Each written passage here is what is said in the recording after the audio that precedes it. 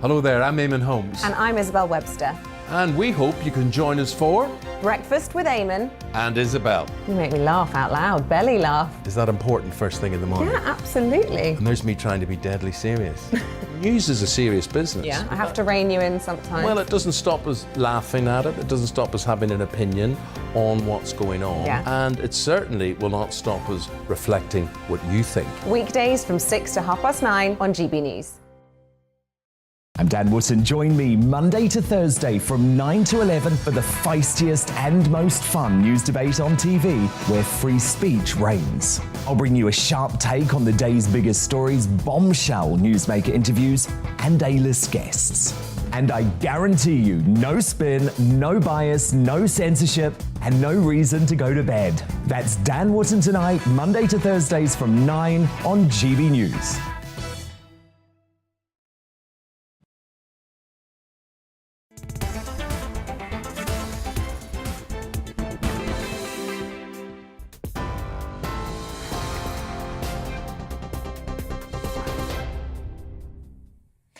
Good afternoon, it's 4 o'clock. I'm Olivia Guthrie in the GB newsroom.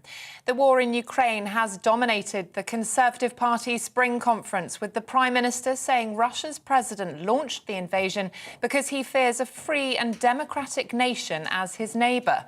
Boris Johnson told the Tory faithful Vladimir Putin is panicking about the prospect of a revolution in Moscow. He was frightened of Ukraine because in Ukraine they have a free press. And in Ukraine, they have free elections. And with every year that Ukraine progressed, not always easily, towards freedom and democracy and open markets, he feared the Ukrainian example, and he feared the implicit reproach to himself. Because in Putin's Russia, you get jailed for 15 years just for calling an invasion an invasion. And if you stand against Putin in an election, you get poisoned or shot. Meanwhile, the Foreign Secretary Liz Truss told the forum the crisis in Ukraine has shown the strength of the free world. Meet here in Blackpool. We face a different world from the one we've known over the past decades. Putin's illegal, unprovoked invasion of Ukraine has shattered the notion that freedom is free. We cannot stand by and see these precious freedoms eroded and the clock turned back to the horrific oppression of the Soviet era. We cannot and we will not rest until Ukraine's sovereignty is restored. The Defence Secretary Ben Wallace told GB News Russia needs to be judged by its actions, not its words. You know, as the Prime Minister said, the problem is if he's successful in Ukraine, it won't stop there, because in his own articles and speeches, you know, he effectively lays claim to the Baltic states and other parts of what was either once the former Russian Empire or the Soviet Union. And I think it's really important people understand that when you have a president who writes and speaks like he does about sort of ethnic nationalism, and that he has sort of rights over them, then we should all worry for our own security. It's that type of language that led to the Second World War. Well, in Ukraine, the prosecutor's office says 112 children have been killed since the start of the Russian invasion. In the east, the governor of Luhansk says a humanitarian corridor is being opened for residents trying to evacuate the region. Meanwhile, President Volodymyr Zelensky is calling for a face-to-face meeting with his Russian counterpart, telling Vladimir Putin it's time for comprehensive and meaningful negotiations. I want everyone to hear me now, especially in Moscow. The time has come for a meeting. It is time to talk. The time has come to restore territorial integrity and justice for Ukraine. Otherwise, Russia's losses will be such that it will take several generations to recover. In other news, a murder investigation has been launched after a teenager was killed in central London. The 19-year-old was found at a student accommodation in Clerkenwell. Officers responded to reports of a woman suffering injuries, but she died at the scene. Syria's president has made his first trip to an Arab state since the war began in his country 11 years ago. Travelling to the United Arab Emirates, President Bashar al-Assad met Abu Dhabi's Crown Prince Sheikh Mohammed bin Zayed Al Nahyan in a sign of strengthening ties between the two nations. The US has reacted, saying it's profoundly disappointed and troubled by the apparent attempt to legitimise the Syrian leader. 4 people on board a US military aircraft have died following a crash in northern Norway. The country's Joint Rescue Coordination Centre confirmed the Marine Corps aircraft was taking part in a NATO military exercise when it went missing. P&O Ferries has resumed services between Liverpool and Dublin after sacking 800 staff on Thursday. The government's now being urged to publish the legal advice it received on whether the company broke the law. Labour wants to know if the decision can be reversed. The employees were fired without consultation in a pre-recorded message. And the Duke and Duchess of Cambridge's Caribbean tour has been marred by a local protest. William and Kate cancelled a trip to a farm in Belize after residents voiced their opposition to the visit. The royal couple are on an 8-day tour, which also takes in Jamaica and the Bahamas in honour of the Queen's Platinum Jubilee. This is GB News. We'll bring you more news as it happens. Now let's return to Nana Akua.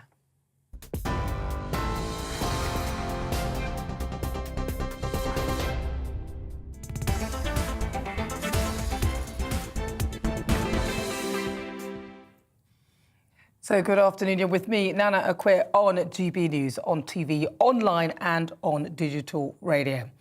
Now, Vladimir Putin, he's playing with fire.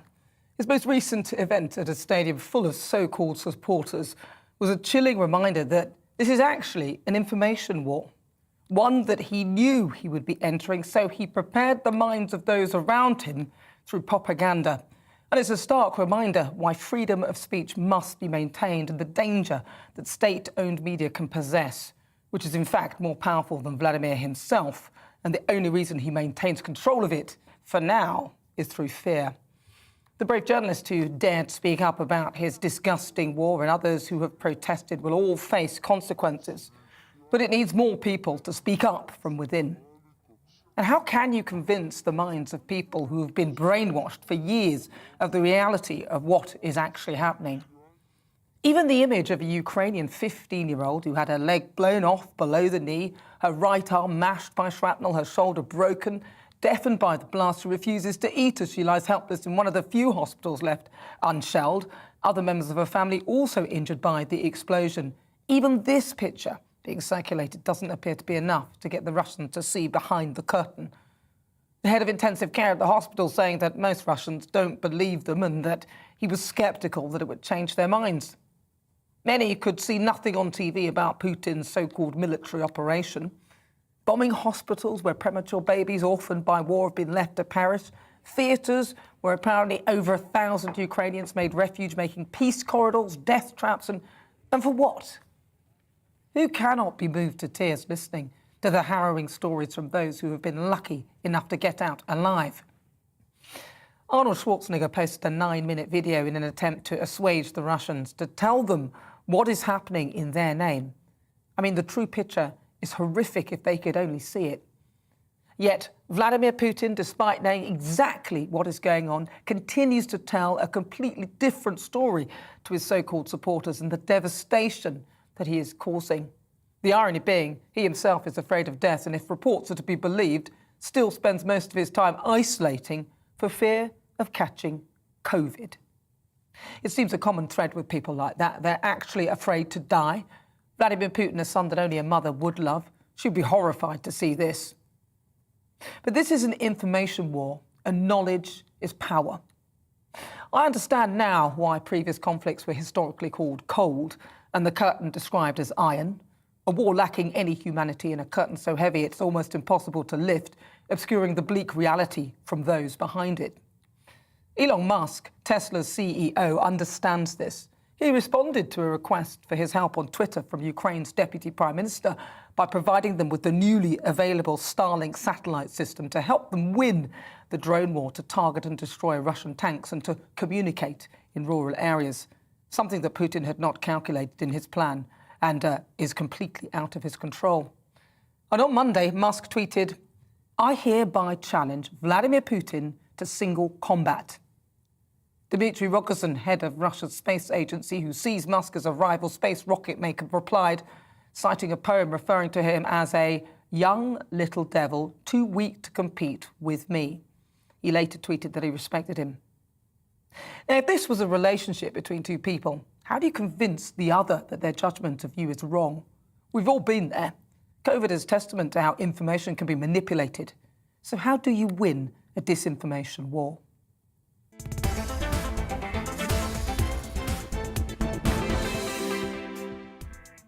So I'm Nana Akua. It's currently coming up to 10 minutes after 4 o'clock. This is GB News on TV, online and on digital radio. For the next 2 hours, me and my panel will be taking on some of the big topics that are hitting the headlines right now.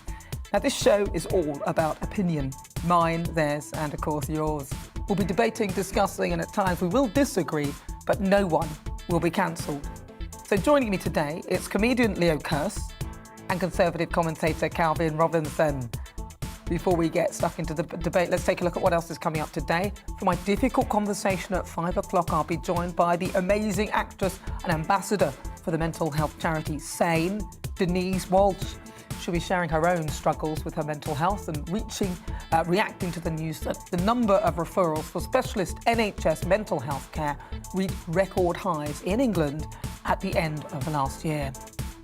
The Great British Debate this hour, I'm asking, is it time for Nicola Sturgeon to give up on her independence agenda? Boris Johnson thinks so. That this is not the moment to be having another referendum. So that was the Prime Minister Boris Johnson making a speech at the Scottish Conservative Conference in Aberdeen yesterday. But a poll suggests over half of Scots agree with him. So I'm asking, is it now time for Nicola Sturgeon to give up on her Scottish independent agenda?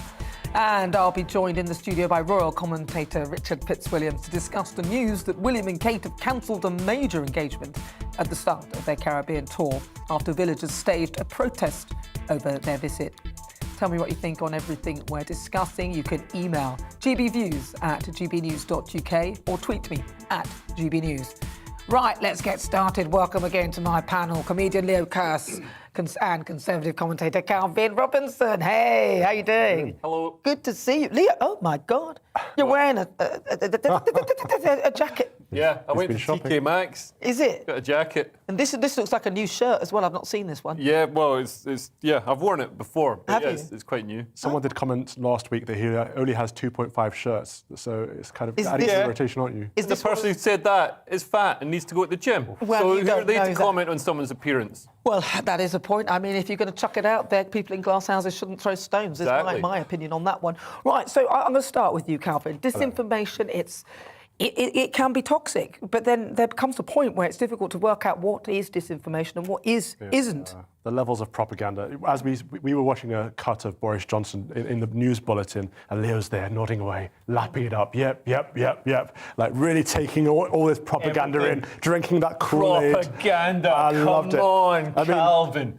Putin is a bad man doing a bad thing. Yes, he is. But, but to suggest that he's doing it because he is afraid of the Ukraine is a nonsense. No, he isn't is. He's But afraid. you do- hang on, wait, you he's really afraid think of the he's afraid? influence of the West. The Western liberal democracy is obviously vastly more successful than an autocratic, authoritarian, repressive regime that stifles free enterprise and steals any wealth from the country and from the people. Oh, please. Before this war started, no one considered the Ukraine a bastion of democracy. The Guardian was calling it the most corrupt nation in the world. It's obviously not the most corrupt nation in the world. No, It's the most obvi- corrupt Hang on, democracy. wait, let Calvin Only a finish. fifth of Hang on. nations are democracies, so there are obviously more corrupt nations than Ukraine, but the most corrupt democracy. I think Reuters was calling it, they said they had a problem with neo-Nazism.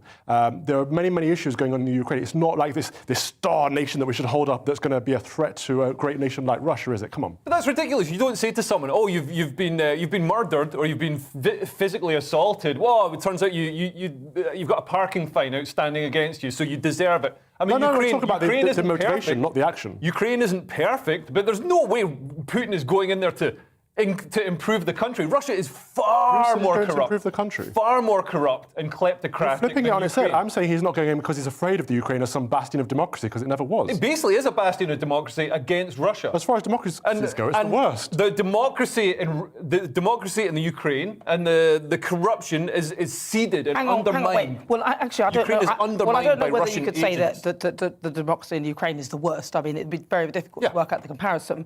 But I will say that fact, I don't think he's afraid of Ukraine. I mean, he went into Chechnya, he's been into Syria. He's afraid of the West. No, he's afraid of COVID, actually. I mean, well, he's afraid of COVID, but I mean, surely he'd invade China. He's not afraid of... He'd invade Wuhan if he was worried about He is not COVID. afraid of anything, actually. All he's afraid of is actually COVID. And can you imagine somebody like that who is literally massacring people of a different country, of Ukraine, and yet he's still able to stand on a stage and act as though nothing's happening, which I felt all very dictators, all autocrats are afraid of Western liberal democracy because they can see how successful it is and how countries thrive in freedom.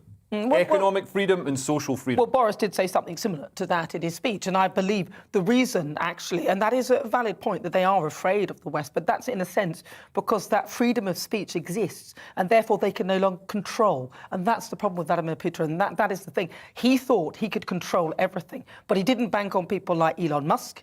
He didn't bank on this wonderful Starlink system that enables the drones to destroy tanks from controlled by a satellite, which you can't jam.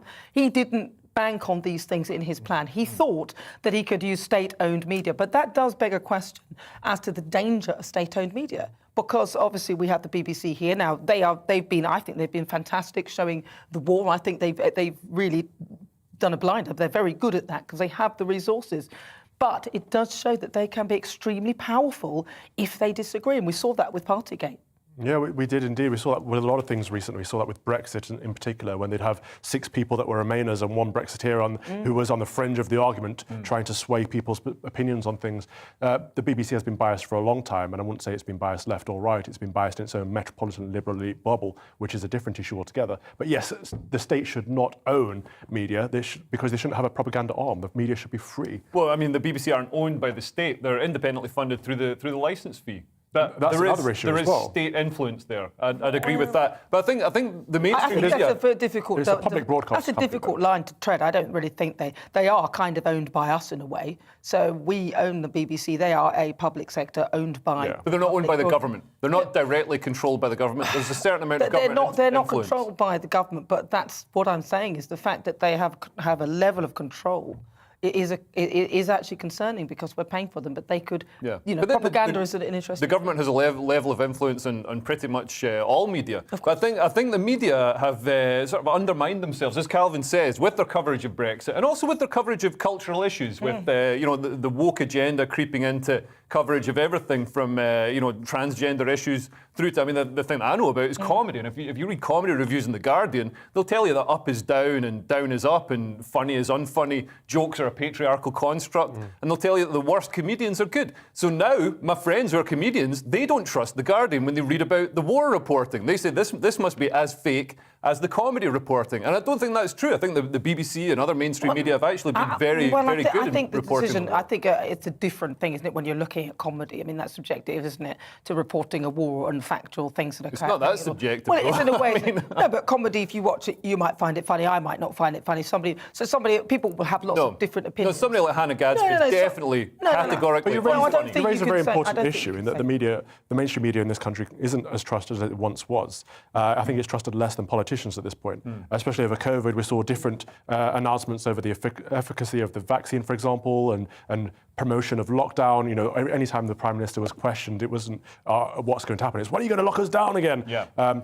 Which is why I find it very interesting that last time we had a conversation, you were like, I trust the media implicitly when it comes to the war. Yes, you said that. You said you trust the BBC. So you don't trust them on anything except for this. Yeah. Why are you drinking the Kool-Aid on this in particular? I'm not drinking the Kool-Aid. Well, they wouldn't lie to you about this because they've lied to you about everything else. But this is too serious for them. I don't think they've lied about everything else. I think they've, certain things. The Guardian certainly lies a lot on cultural issues. No, hang on, it's a contradiction. You're contradicting yourself because on one side you said that the Guardian said so many things that you didn't believe them, and on the other hand you said you now believe the BBC, even though they said things that you didn't believe in. So it sounds like I believe their coverage. I trust their coverage of the war. Well, can you tell us why? Why you trust this and nothing else? It's different journalists, and they have a more rigorous application of journalistic standards when it comes to covering things where there's dead bodies and it's actual important. But there were dead bodies during COVID too.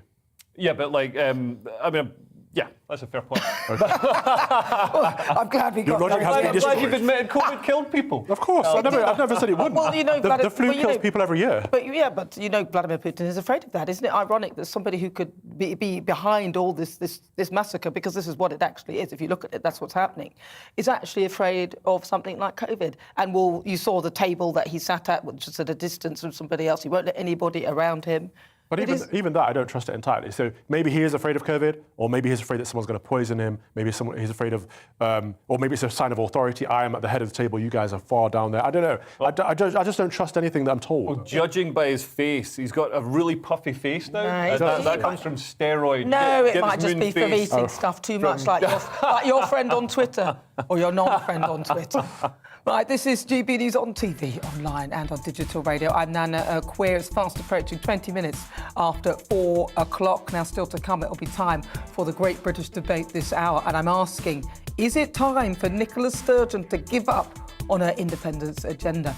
The Scottish First Minister, who could have a battle on her hands, as a new poll reveals that almost 60% of Scottish adults want talks on the referendum to be postponed with a cost of living crisis on the horizon and a war in Ukraine. So I'm asking, is it time for Nicola Sturgeon to give up on her independence agenda?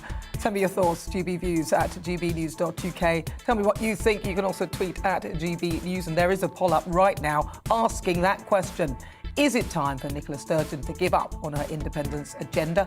Cast your vote now, but first, let's get some weather. Looking ahead to this evening's weather, and the UK is looking dry and clear, though turning chilly and remaining windy in the west. Let's take a look at the details. After a sunny but windy day in the southwest this evening, winds will ease, but it will turn a little cloudier across the south, clearer in the north, but feeling cooler. In the southeast, it will be a breezy end to the day, but cloudless skies will continue, still feeling cooler in the breeze along the coast. Moving over to South Wales, where we can expect this evening to be dry and fine, but breezy still and chilly off sunset. Now moving north to the Midlands, tonight will be dry with clear skies, though over the hills and in the east a fresh breeze will continue to bring a colder feel. Moving on to northeast England now, breezy on the hills this evening, but clear and dry for all. There could be the odd spot of fog in the valleys, and it will continue to feel cold. Across southern Scotland, it will also be a clear and dry night with the odd misty patch. However, over hills it will turn increasingly windy this evening. Finally, to Northern Ireland, a windy but clear evening. So if you are planning on enjoying the last of the sunshine here, you'll likely need a layer or two. For many, it will remain clear overnight with a touch of frost by the morning, but cloud will increase in some western areas. And that is how the weather is shaping up overnight into tomorrow morning. Start off your GB News Sunday with Stephen and Anne at breakfast from 6 a.m. At 10, join the political correction. From 12 till 6, it's Alistair, Darren, Inaya and Nana. At 7, join Free Speech Nation for a laugh that won't be cancelled. At 9, it's Mark Dolan Tonight, followed by Headliners. That's Sunday on GB News.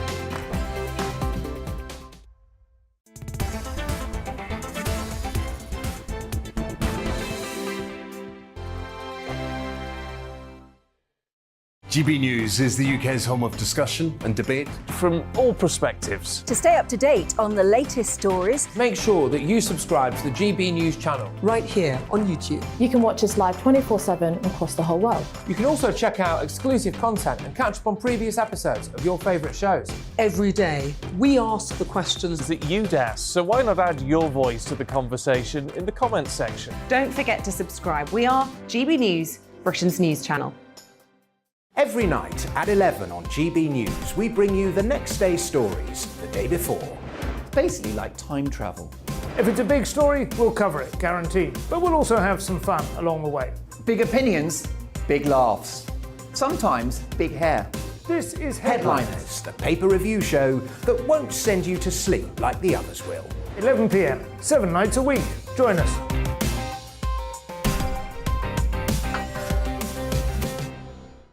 Hello there, I'm Eamon Holmes. And I'm Isabel Webster.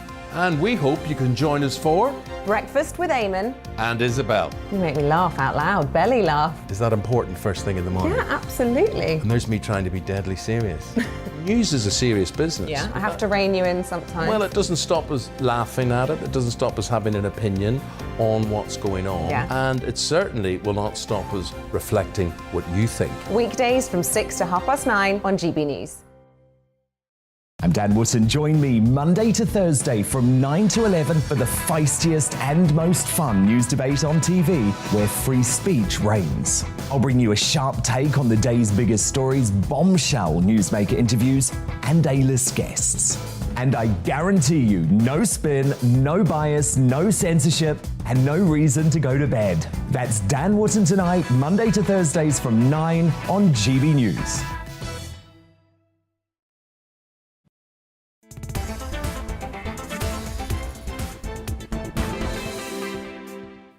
25 minutes after 4 o'clock. This is GB News on TV, online and on digital radio. I'm Nana Akua. Joining me, my panel, Calvin Robertson and Leo Kearse. Now, a few moments ago, we were asking, how do you fight a disinformation war? Well, let's see. We've had Paul in touch. He said, are you talking about the Russian people or Ukraine or the Leave voters and Brexit? Because the same situation applies. They have so much invested in their position that they cannot accept the truth, even when it stares them in the face. Yeah, that's the thing, isn't it? There's so many different disinformation wars, but this one's pretty costly. Now, Bill says this links directly to COVID. There was so much fake news out there. Lockdowns, fear, jabs, vaccine passports for health reasons. It's all linked to misinformation. Sarah says Russia is the empire of lies and misinformation. Keep your thoughts coming. It's lovely to hear your comments at GB News or send an email, gbviews@gbnews.uk. Right. It is now time for the Great British Debate this hour, and I'm asking, is it time for Nicola Sturgeon to give up on her independence agenda? My mother just can't stand that woman. That's what she says at the Scottish Conservative Party conference in Aberdeen yesterday. Prime Minister Boris Johnson made his views quite clear. That this is not the moment to be having another referendum. This is not the time.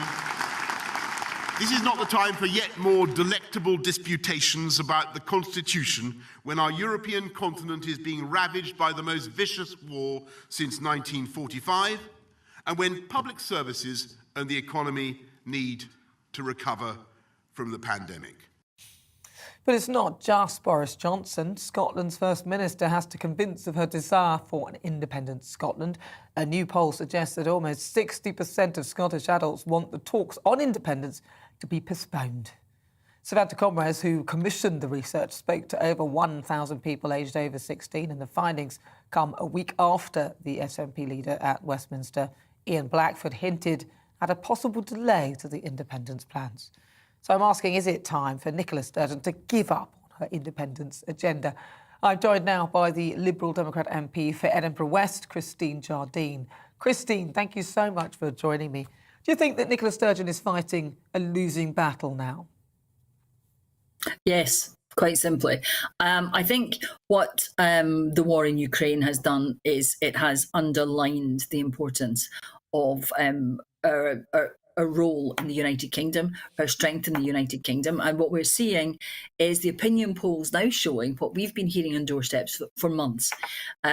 Before even there was a war in Ukraine, when we were facing the pandemic, when we were facing a cost of living crisis, people were saying, hang on a minute, we actually need the strength of the UK exchequer and the UK's economic power to get us through this.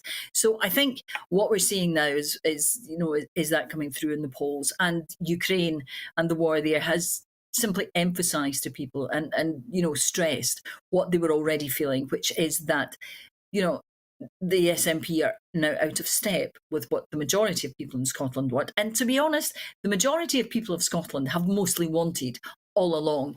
They make a great deal of having so many MPs at Westminster, but they only got 45% of the vote in the last general election. So, a lot of what the SNP, you've been talking about disinformation this hour, an awful lot of what the SNP say about their popularity and what the people in Scotland want is disinformation. The majority of people in Scotland do not want independence. And just because they shout louder than the other parties doesn't mean they have more support. Would you say that the reason why this huge cabin was able to be established initially was the failure of some of the political parties, for example, the Labour Party that had such a stronghold, but frankly, there was no credible alternative after they went down. The only other one really was the SNP. Do you think that's part of their real success? I think part of the if you chart the SNP success, it does coincide with a decline in the Labour Party. So it's very difficult to argue that the two are not related. The Conservative Party went through a very tough period in Scotland in the 80s. They were almost wiped out, and they have come back. And the debate in Scotland over the past over the past 8 years, since 2014, has been polarised between independence and not, and that has dominated the entire political debate. And the SNP, that they see themselves as one side of an argument, and that is their only argument. And the SNP are very difficult to say what they actually stand for and what they actually believe in, other than simply independence. And at the moment, that's not what people want to hear. At the moment, people are concerned about the state of the economy. They're concerned about recovering from the pandemic. We're worried about Ukraine. And the SNP keep trying to put this independence tag on absolutely everything. And it's not what people want to hear. We've been hearing that on the doorstep for months, and now the opinion polls are saying the same thing. And where do the Liberal Democrats fit into all of this? Because you don't really hear much about Liberal Democrats in Scotland. What's their polling like, and how likely are they to take votes from the SNP? Well, we're looking forward to the council elections. We have both the largest majority and the second largest majority of any MSP at Holyrood. My colleague Alex Cole-Hamilton, who's our party leader, and Willie Rennie, who's our former party leader. But, what we care about are the communities that we represent, and we work very hard for those communities. And we are absolutely clear that the two things that we believe in are the United Kingdom and working for our communities. And you know what? One of the things that people say to me a lot on the doorsteps is that they are angry at the SNP over the European Union. Now, the SNP, you've probably heard at Westminster, they stand up frequently and say 62% of the people in Scotland voted to remain in the UK, so, the SNP have got a case. What you hear in Scotland is people in the door saying, no, we didn't vote for Scotland on its own to apply for the European Union. We voted for the United Kingdom to stay in the European Union, and that didn't happen. So Nicola is appropriating our support when we're not giving it. So you get a very false picture created constantly by the SNP about their level of support and about who actually supports them.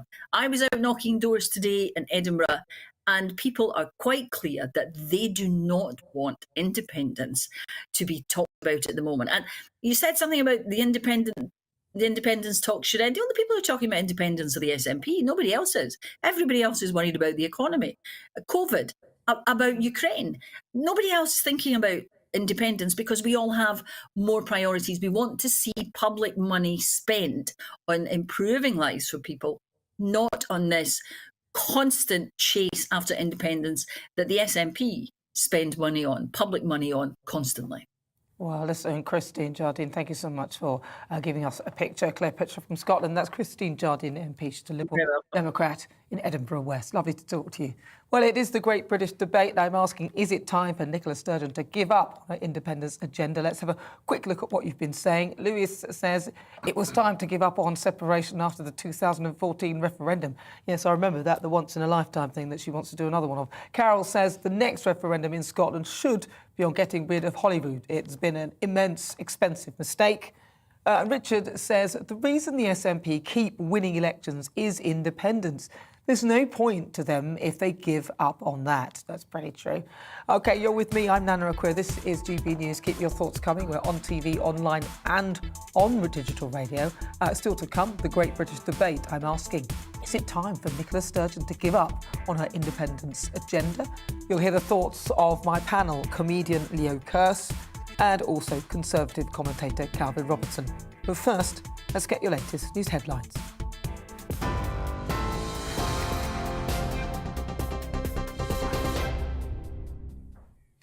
Thank you. It's 4:33. I'm Olivia Guthrie in the GB newsroom. The war in Ukraine has dominated the Conservative Party's spring conference, with the Prime Minister saying Russia's president launched the invasion because he fears a free and democratic nation as a neighbour. Boris Johnson told the Tory faithful a victorious Vladimir Putin will not stop in Ukraine. It will be the green light for autocrats everywhere, in the Middle East, in the Far East. This is a turning point for the world, and it's a moment of choice. It's a choice between freedom and oppression. In Ukraine, the prosecutor's office says 112 children have been killed since the start of the invasion. President Volodymyr Zelensky is calling for face-to-face talks with his Russian counterpart, telling Vladimir Putin it's time for comprehensive and meaningful negotiations. In other news, a murder investigation has been launched after a teenager was killed in central London. The 19-year-old was found at a student accommodation in Clerkenwell. Officers responded to reports of a woman suffering injuries, but she died at the scene. P&O Ferries has resumed services between Liverpool and Dublin after sacking 800 staff on Thursday. The government's now being urged to publish the legal advice it received on whether the company broke the law. Labour wants to know if the decision can be reversed. The employees were fired without consultation in a pre-recorded message. On TV, online and DAB+ radio. This is GB News. Don't go anywhere. Nana Akua will be back in just a moment.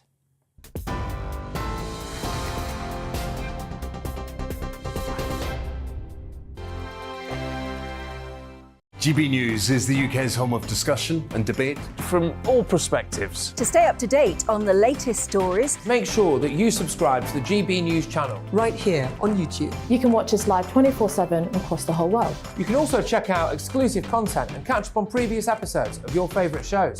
Every day, we ask the questions that you'd ask, so why not add your voice to the conversation in the comments section? Don't forget to subscribe. We are GB News, Britain's news channel.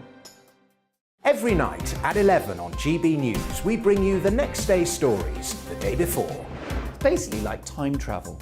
If it's a big story, we'll cover it, guaranteed. But we'll also have some fun along the way. Big opinions, big laughs. Sometimes big hair. This is Headliners, the paper review show that won't send you to sleep like the others will. 11 p.m, 7 nights a week. Join us.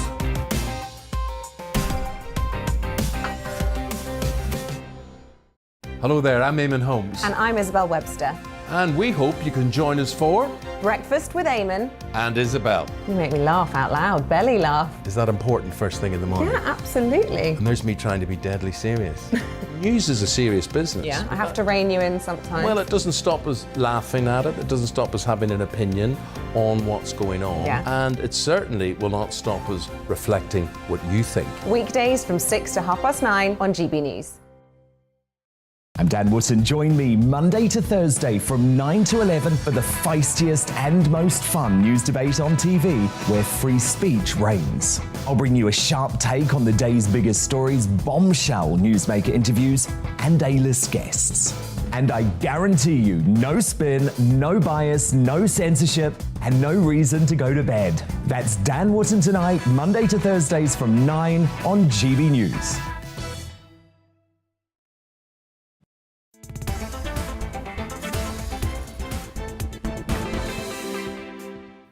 This is GB News on TV, online and on digital radio. If you've just joined me, where have you been? I'm Nana Akua. Now, a few moments ago, we were asking, how do you fight a disinformation war? Paul says, are you talking about Russian people or Ukraine or Leave voters and Brexit? I think we've been through that already. Keep your views coming on that. We'd love to hear all of them. Now, at 5 o'clock, I'll be joined by the actress and ambassador for the mental health charity SANE, Denise Welch. She'll be sharing her own struggles with her mental health and reacting to the news that the number of referrals for specialist NHS mental health care reached record highs in England at the end of last year. But first, we return it to the Great British Debate, and I'm asking, is it time for Nicola Sturgeon to give up on her independence agenda? Boris Johnson seems to think so. That this is not the moment to be having another referendum. Now, the Prime Minister was speaking at the Scottish Conservative Conference in Aberdeen yesterday, but his comments aren't the only worry for the Scottish First Minister.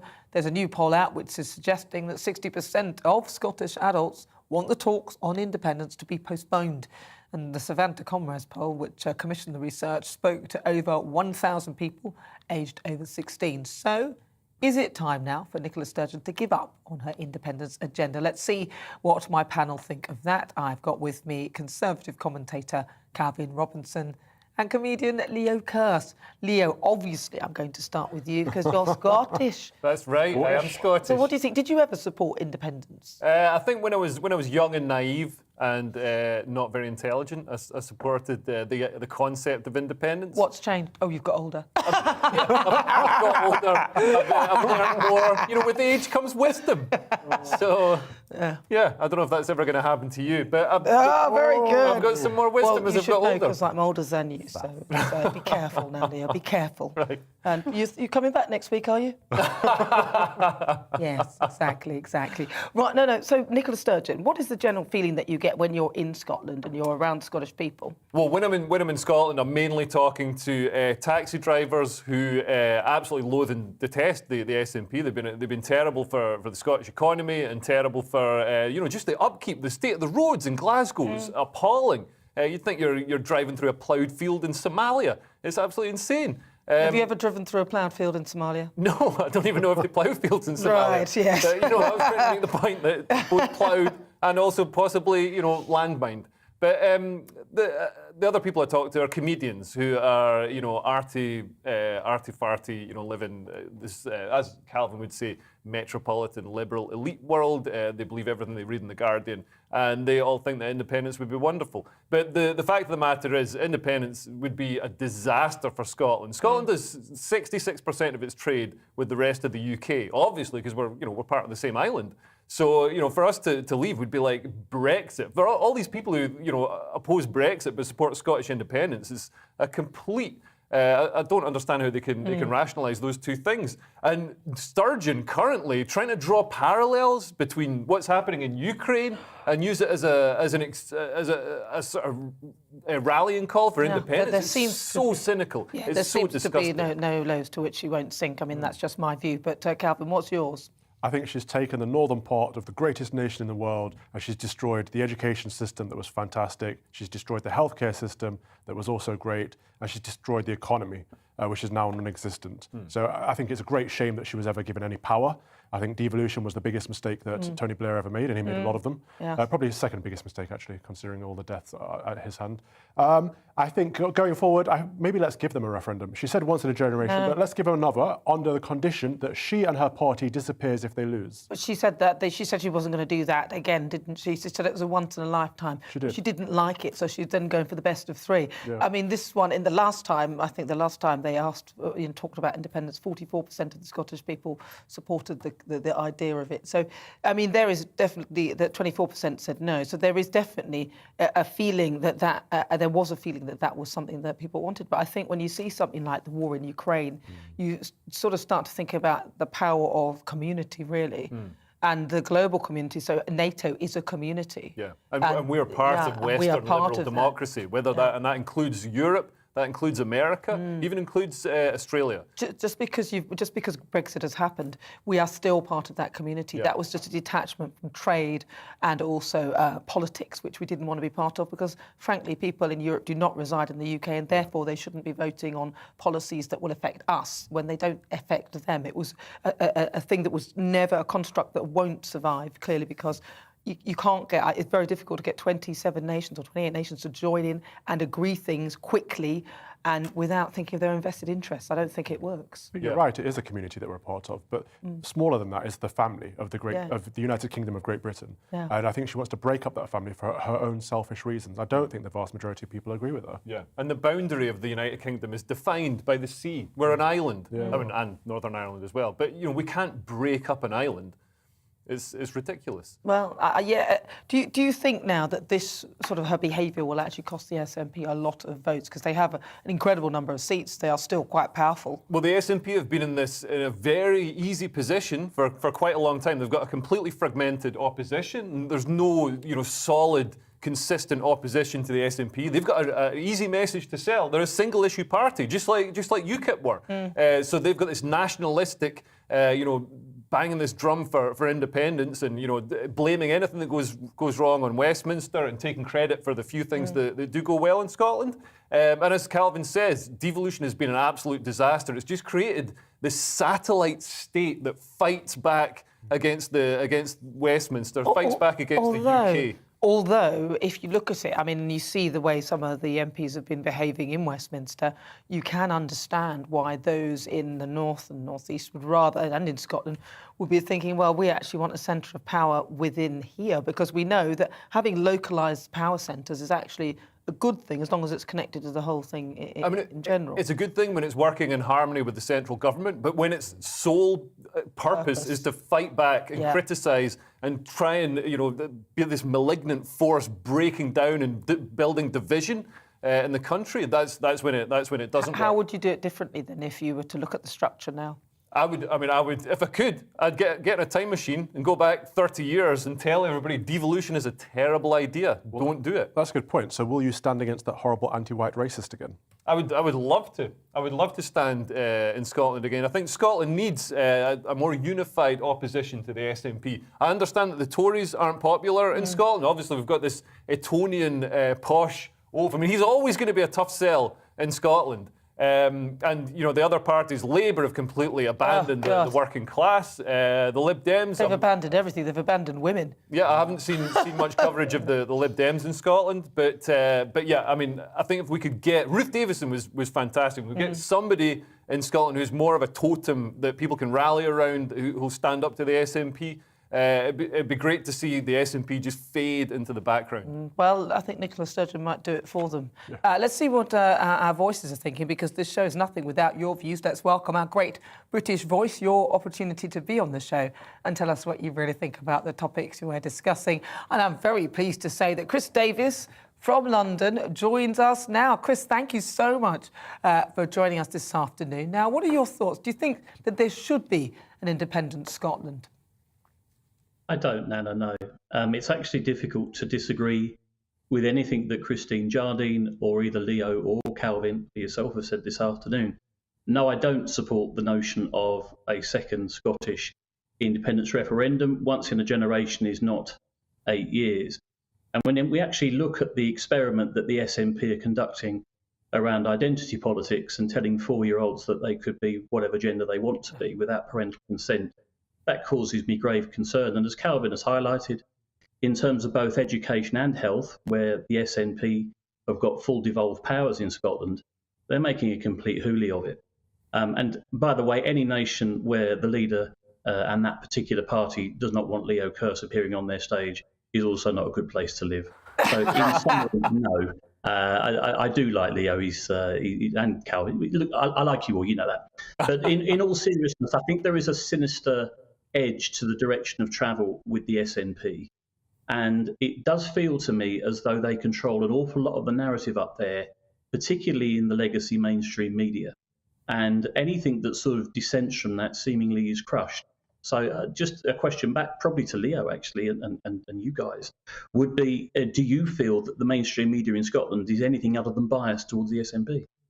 Well, listen, we'll get Leo to answer that for you, Chris. It's pretty good to talk to you. Thank you for your point of view. Very succinct. Lovely to speak to you. That's Chris Davis. Well, he's asked you a question, Leo. What's your answer? Yeah, no, he raises a very good point. I mean, the media in Scotland is very biased towards the SNP. Part of this is purely economic. I mean, so much of the economy comes under public spending in Scotland. It doesn't have the proportion of private enterprise that the rest of the UK does. And so the SNP buy their adverts up with the newspapers, with STV. They buy it up years in advance. So then they know that they're getting money from the SNP, which, by the way, I don't know where the SNP is getting that money. Like, I think if Westminster audited. All the money they hand over to the SNP, I'm sure some of it could be being diverted off for the SNP to spend on its own project. Well, I'm sure if we did that with all the parties, we'd be finding them all doing that. Well, I don't think they're alone on that. I wish they'd do that, but that amount of spending on advertising means that STV and newspapers are slow to criticise. Well, you saw how SNP. much they spent on telling us about Brexit. It was a couple of million telling us that we should all vote to remain. I mean, that was just ludicrous. But right, it's time for... So is it time for Nicola Sturgeon to give up on her independence agenda? Let's have a sneaky peek at what you've been saying. Scott says it is disgraceful for her to carry on after the results of a once-in-a-generation question. How much money has she diverted from other areas to push towards separation? Alistair says if there is an appetite for independence, then surely they should keep pursuing it. That's the reason Scots vote for her. Adrian says, well, she had a vote in 2014 and comprehensively lost. Time to actually start running the country. Yeah, she would argue that now it's Brexit and it's a different environment, so that gives her a chance to give it another go. You're with me, I'm Nana Akua. This is GB News on TV, online and on digital radio. Now, after the break, I'll be joined in the studio by royal commentator Richard Fitzwilliams to discuss the news that William and Kate have cancelled a major engagement at the start of their Caribbean tour after villagers staged a protest over the royals. But first, it's time for the weather.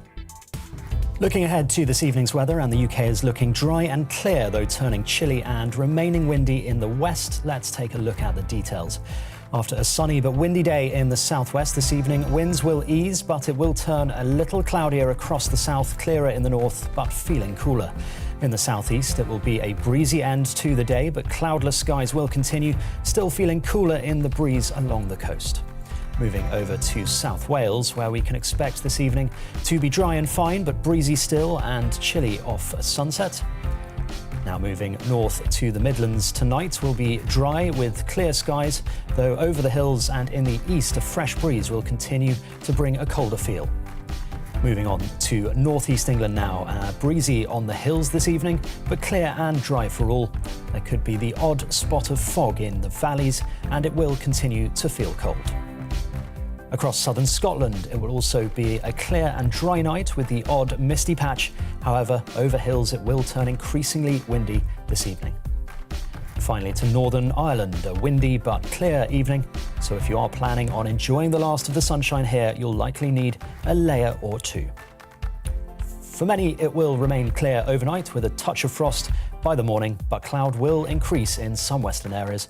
And that is how the weather is shaping up overnight into tomorrow morning.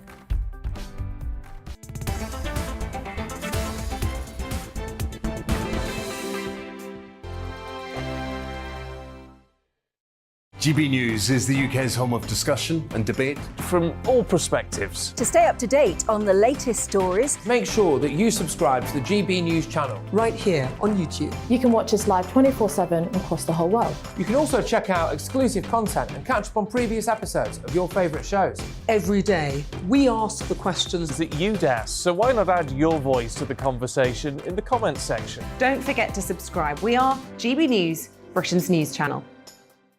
Every night at 11 on GB News, we bring you the next day's stories the day before. Basically like time travel. If it's a big story, we'll cover it, guaranteed. But we'll also have some fun along the way. Big opinions, big laughs. Sometimes big hair.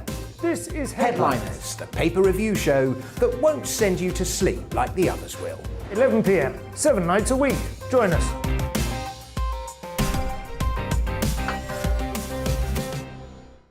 Hello there, I'm Eamon Holmes. And I'm Isabel Webster. And we hope you can join us for Breakfast with Eamon and Isabel. You make me laugh out loud, belly laugh. Is that important first thing in the morning? Yeah, absolutely. And there's me trying to be deadly serious. News is a serious business. Yeah, I have to rein you in sometimes. Well, it doesn't stop us laughing at it. It doesn't stop us having an opinion on what's going on. Yeah. And it certainly will not stop us reflecting what you think. Weekdays from 6 to 9:30 on GB News. I'm Dan Wootton. Join me Monday to Thursday from 9 to 11 for the feistiest and most fun news debate on TV, where free speech reigns. I'll bring you a sharp take on the day's biggest stories, bombshell newsmaker interviews, and A-list guests. And I guarantee you, no spin, no bias, no censorship, and no reason to go to bed. That's Dan Wootton tonight, Monday to Thursdays from 9 on GB News.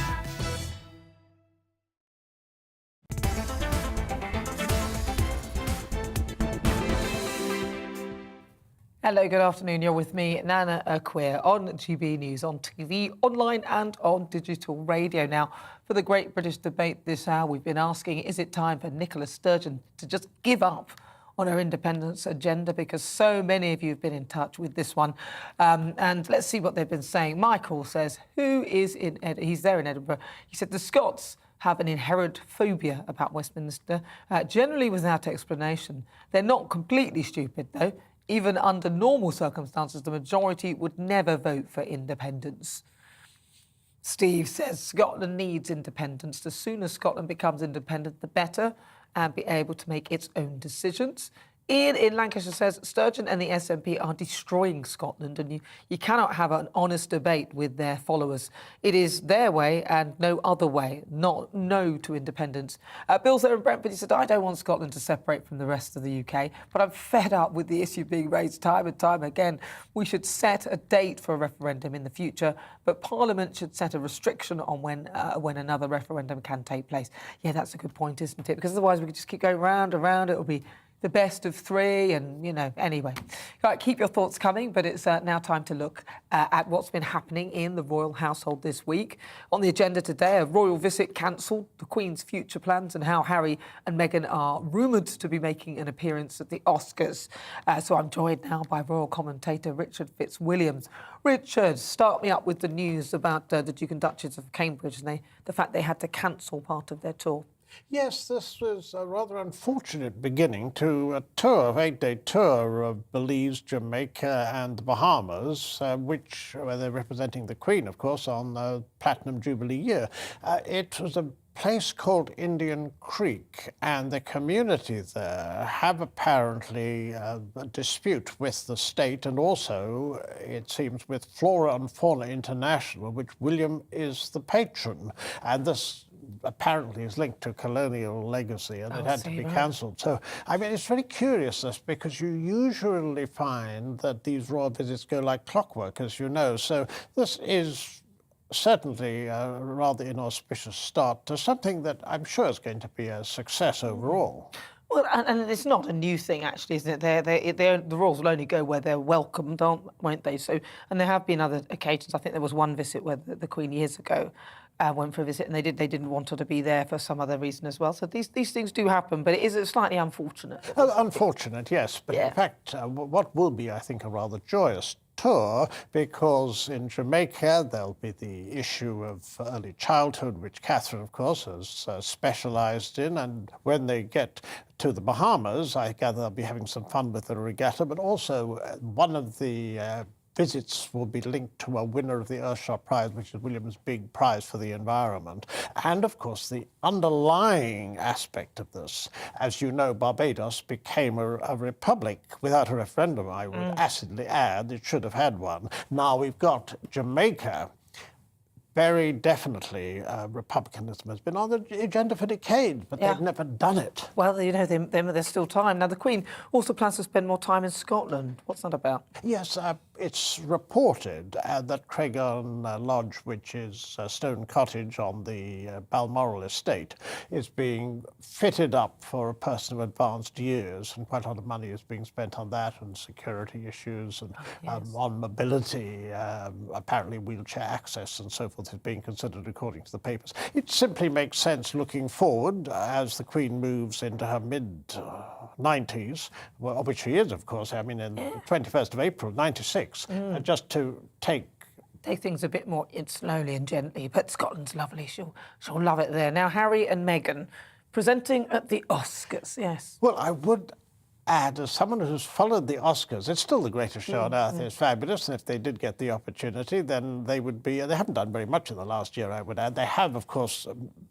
a new baby Lily, a controversial name, as you will remember, but equally, it does seem to me the Oscars are absolutely desperate to get viewers. Now, the viewing figures were down to 10 million, it was cut by half last year, and they've got 3 hosts as opposed to not having a host for the last 2 years. If, as is rumoured, and I would emphasise this is only a rumour, they are asked to present top awards such as Best Picture, it would certainly be a remarkable cachet. I love the Oscars, you see, not everybody may, but the facts are it remains a report, so until I see it confirmed, I will remain cautious. Do you think it's likely that it's true? I have no idea. I think, as I say, they are very anxious to get exposure. This would be one way of capitalising on their fame / notoriety, yes. Yes, notoriety, that is definitely the word to use for them. Well, Richard, thank you very much for joining me. That's Richard Fitzwilliams. He's a royal commentator. Well, if you've just tuned in, where have you been? This is GB News on TV, online and on digital radio. There's more to come in the next hour.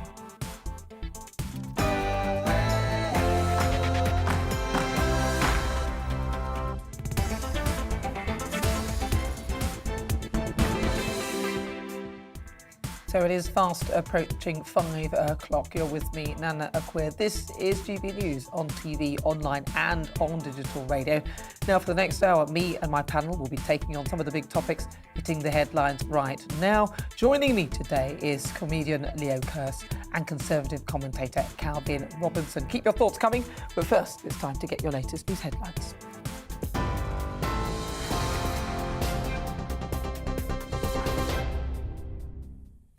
Good afternoon. It's just coming up to 5 o'clock. I'm Olivia Guthrie in the GB newsroom.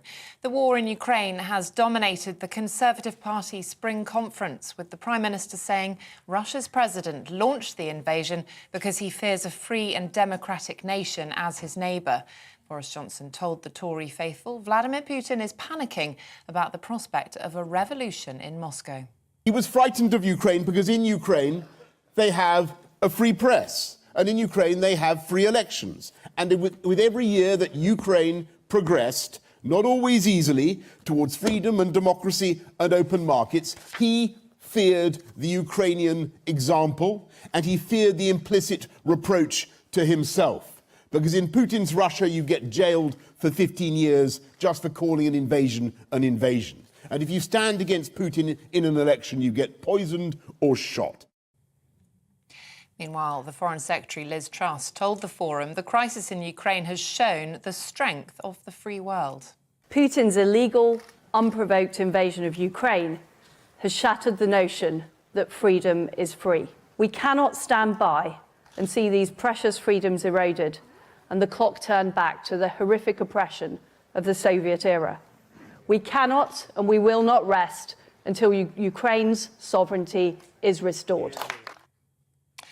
The Defence Secretary Ben Wallace told GB News Russia needs to be judged by its actions, not its words.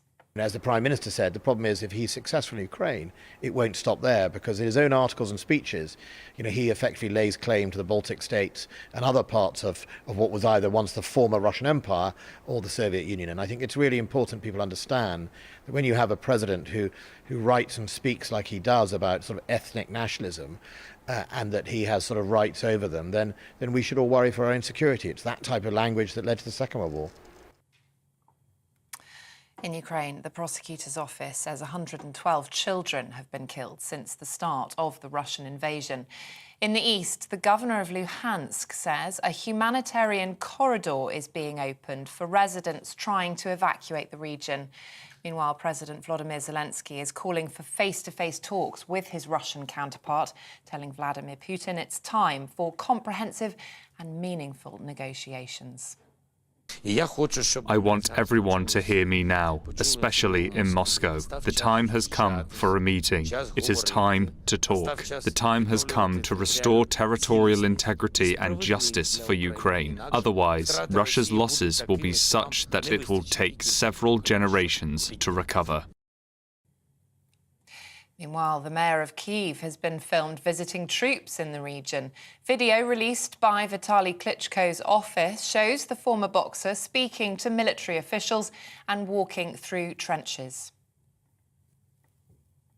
In other news, a murder investigation has been launched after a teenager was killed in central London. The 19-year-old was found at a student accommodation in Clerkenwell. Officers responded to reports of a woman suffering injuries. She died at the scene. Syria's president has made his first trip to an Arab state since the war began in his country 11 years ago. Travelling to the United Arab Emirates, President Bashar al-Assad met Abu Dhabi's Crown Prince Sheikh Mohammed bin Zayed Al Nahyan in a sign of strengthening ties between the two nations. The US has reacted, saying it's profoundly disappointed and troubled by the apparent attempt to legitimise the Syrian leader. P&O Ferries has resumed services between Liverpool and Dublin after sacking 800 staff on Thursday. It comes as maritime union Nautilus International urged the government to revoke the ferry operators' licences in British waters. In a letter to the Transport Secretary, the union called for the company to be held to account. And the Duke and Duchess of Cambridge's Caribbean tour has been marred by a local protest. William and Kate cancelled a trip to a farm in Belize after residents there voiced their opposition to the visit. The royal couple's on an 8-day tour, which also takes in Jamaica and the Bahamas in honour of the Queen's Platinum Jubilee. This is GB News. We'll bring you more news as it happens. Now it's back to Nana.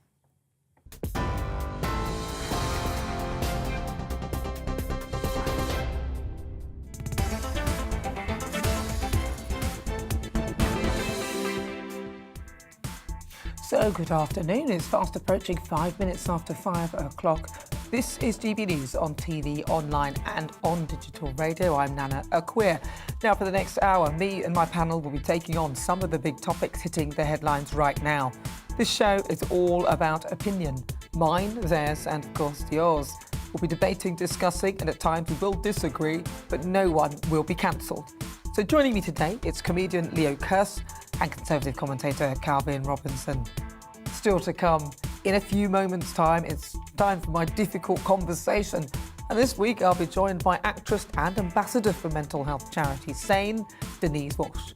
She'll be sharing her own struggles with her mental health and reacting to the news that the number of referrals for specialist NHS mental health care reached record highs in England at the end of last year. The Great British Debate this hour, I'm asking, would you change the way you live to reduce your energy consumption? No car Sundays and working from home 3 days a week are just some of the 10 measures the International Energy Agency is suggesting we adopt to cut global oil demand. And after 5:30, we'll speak to the doctor who's warning women about the dangers of buying HRT on the so-called black market. Demand and supply shortage for hormone replacement therapy, which relieves symptoms of the menopause, has led to some women buying from unqualified and unlicensed sources. You can get in touch with me throughout the show. Email gbviews@gbnews.uk or why not tweet me at gbnews.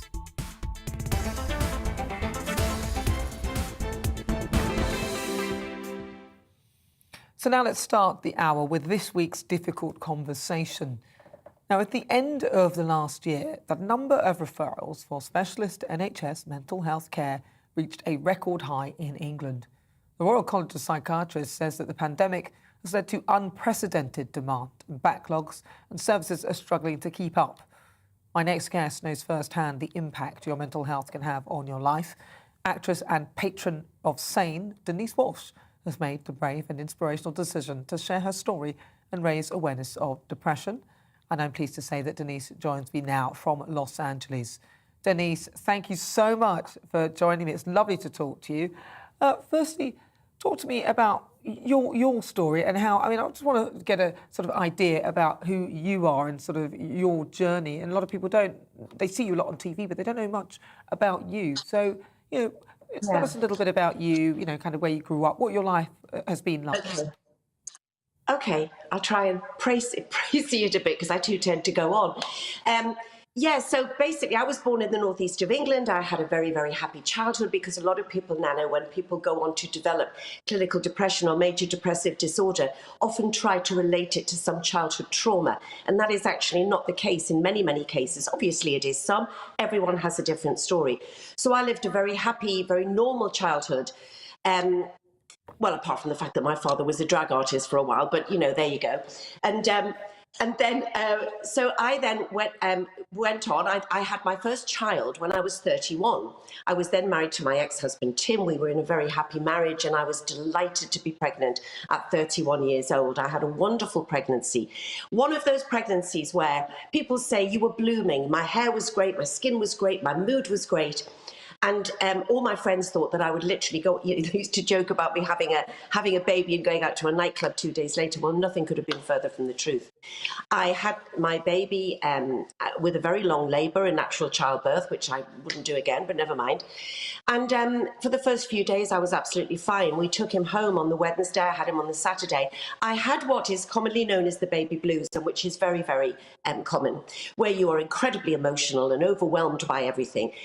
And but unfortunately, mine turned into something else. I went to bed not even a week after having him, and I had my first ever panic attack, which came from nowhere. I was not remotely panicking about Matthew. Anyway, I've got to crazy this because it's a long story, but I woke up after what was probably only 2 hours sleep, and the whole lactation process had stopped. I'd gone to bed with full boobs to feed my child, and I woke up with nothing. Now, nowadays, 33 years later, that would have been a major hormonal flag, but it wasn't.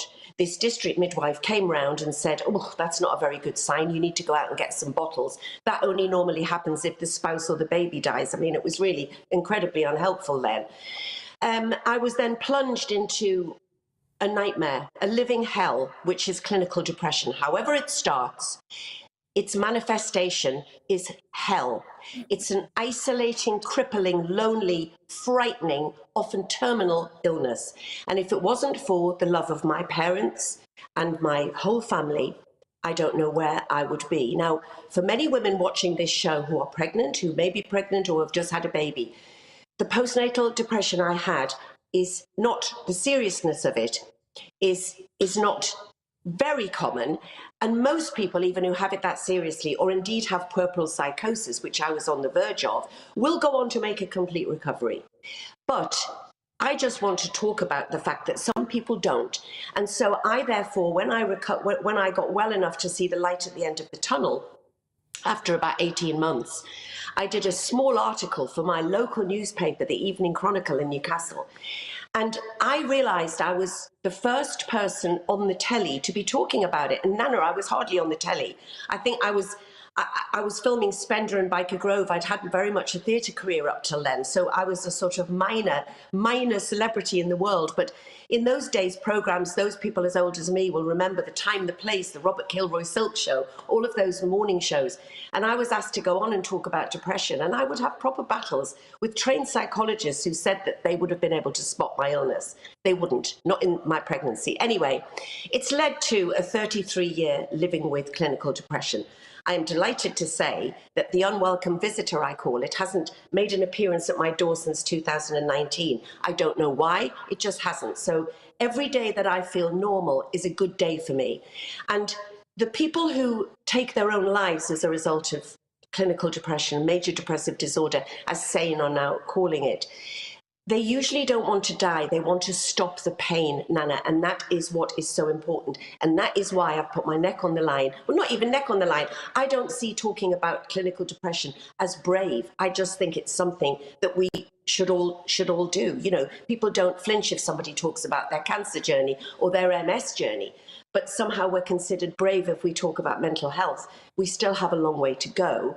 And I wouldn't say the pandemic has caused this tsunami of mental health cases. Our reaction to and the media have contributed to it, in my humble opinion.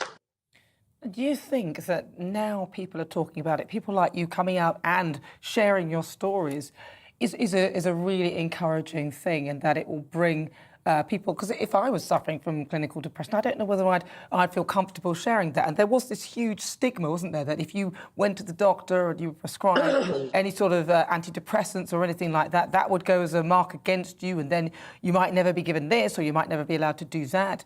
Do you think that stigma has finally kind of gone? No, people have said to me before, well, do you think that you've lost work because of it? And I say, well, I don't know. No one's told me that. But to be perfectly honest, if somebody didn't give me a job because I lived with clinical depression, having never missed a day's work really in my whole 40-odd year career, that's not true. One job I had to pull out of. I had a breakdown doing a pantomime, and let me just tell you what the local review said, Nana, and it's so many years ago. It's 2004, but it just summed up the attitude. So I was doing a pantomime in Stockport, and I had a complete breakdown. It was a very, very, very frightening time. And I collapsed in my dressing room. I hadn't eaten for 3 weeks, and I can't eat when I have an episode of my depression. And my then husband came and said, she's not coming back. And I'd been trying to go on and go on and go on. And the local newspaper, which I know things are different now, but the local newspaper really resonated with me because it said, Denise Welch left the pantomime today, disappointing thousands of fans, citing nervous exhaustion in inverted commas. However, Susie Snodgrass, that's not her name obviously, who had broken her wrist playing Snow White, went on to delight the fans despite her injury. And I just thought, wow, okay. We have moved on from then. What I would like to say about depression is, if you had somebody who was suffering from a horrendous illness, such as cancer, but they looked well, like my mum looked like when she had cancer. Many times she manifested as a woman who looked well. You wouldn't go up to that person in a bed and say, well, I mean, come on now, you've had this for a month. You want to get yourself out there. You look fine to me. We'll take you to the shops. We'll buy you a new dress, get your trainers on and go out for a bloody good walk. That's what they say to us. And it is the most crippling, isolating illness. And that's why we read the tragic headlines. And what's happened over the last 2 years is this. I'm not saying that we should put our heads in the sand about a global pandemic or about what's currently happening in the war, but for actually any normal person to live with this incessant fear every single day will cause anxiety, which can lead to mental illness. And now I see at home, it's cranking up again. We all know that COVID is here. We all know we have to live with it. We are all doing our best to keep ourselves safe, but to resume our life. But the media do not want to let it go. And it's terrifying people. And I've seen friends of mine, we come here quite a lot, and I've seen a friend of mine out here who's an elderly lady, but before the pandemic, she was full of life, driving everywhere. She won't leave her home. The point being is that apparently there are 20 million people in this world who have disappeared from society because of the fear around this illness. And that's not negating how horrible a virus it is. Of course it's not. Those of us who've been labelled COVID deniers, nothing could be further from the truth. I watched my own dad die of pneumonia during last year. So anybody that dies and witnesses somebody dying of a respiratory disease, I wouldn't wish it on anybody. But my dad started to go down in lockdown. I saw his mental health decline. He'd never had a problem in 84 years. And of course, we know what's happening with children. And the mental health services were in a dire situation, always have been. And under any government, you know, I've had arguments with people in the Labour Party, which historically was my party. Don't know where I am now. But, you know, about the fact that not enough was done under any of the governments. And now we've got over 1.3 million children on a wait list who are getting worse and worse and worse, and something has to be done. Yeah, well, I mean, you're a fantastic advocate for getting people to talk about mental health. Now, I know you mentioned that, you know, you gave the analogy of somebody who looks great, but yet they're dying of cancer. You wouldn't say just pull yourself together type thing, or just go out, you look fine by me. Yeah. Was that the inspiration as to your title, Pulling Myself Together? Did it come from that sort of behaviour? Yeah. Was there I did. That was my autobiography that I did many, many years ago, 2012, called Pulling Myself Together. Because if I had £1 for everybody that said snap out of it or pull yourself together, I'd be a very, very wealthy woman. I mean, an example was that when I was first poorly, that I mentioned before, my mum, who was just brilliant, took me to see my GP, who I'd never met before. I'd lived in London, you know, I hadn't met my GP. And I was catatonic. I couldn't speak. My depression was so thick that it had a physical manifestation. So my hands all locked and my face slid to the side. I mean, people don't realise the mental effect on your physical. You just have to think, you're very nervous about something, you get butterflies in your tummy. That's your brain sending your body a signal, it's all connected. And I was sat there in the doctor's, and the doctor, she was a woman of about my age now, and sort of 63-ish sort of thing. And she leant forward and she said to me, the thing is, dear, I had 5 children and I just didn't have time to get depressed. And that was the attitude that we were up against. And it was also a generational thing, because my grandma, who I loved very dearly, but she didn't understand my illness.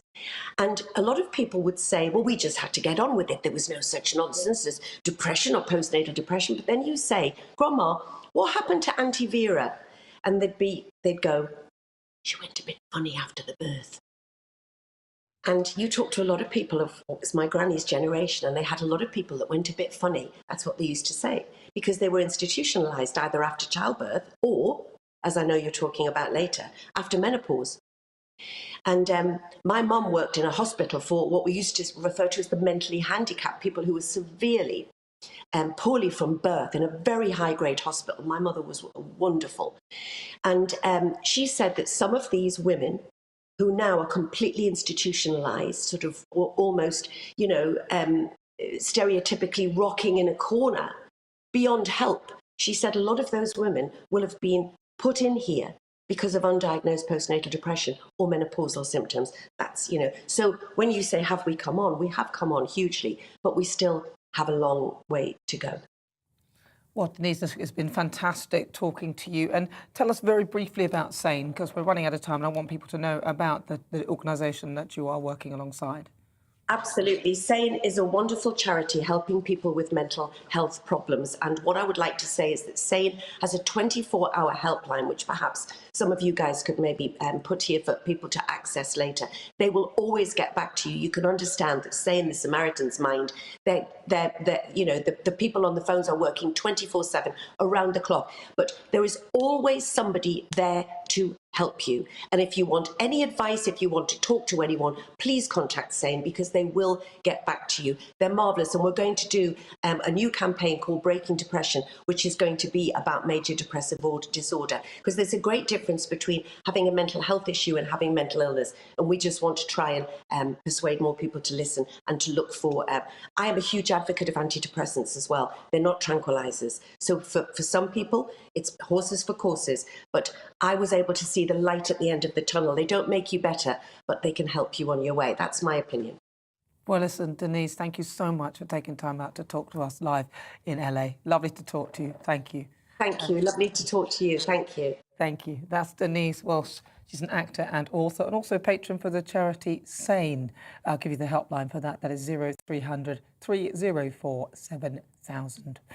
And in a statement regarding those worrying mental health referral numbers, the government says, we are committed to ensuring everyone is able to access the help and advice they need, which is why we're investing an additional £2.3 billion a year into mental health services by 2023-2024, on top of the £500 million that we've made available to address the impact of the pandemic. We will be launching a national conversation to inform the development of a new long-term mental health plan later this year. So coming up, it's the Great British Debate this hour. I'm asking, would you change the way you live to reduce your energy consumption? The International Energy Agency has released a 10-step plan for the world to reduce its oil usage in the wake of the Russian invasion of Ukraine and rising energy costs. But it'll see you staying out of your car on Sundays and driving 6 miles per hour slower. So would you change the way you live to reduce your energy consumption? Email me your thoughts, gbviews@gbnews.uk, or why not tweet me at GBNews. We'll be back in a moment.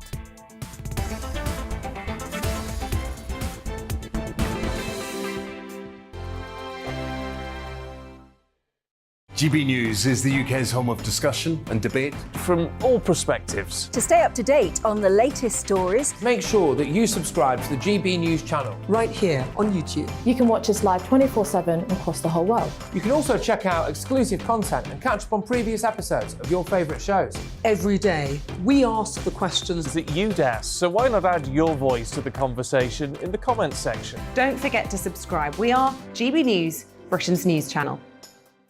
Every night at 11 on GB News, we bring you the next day's stories the day before. Basically like time travel.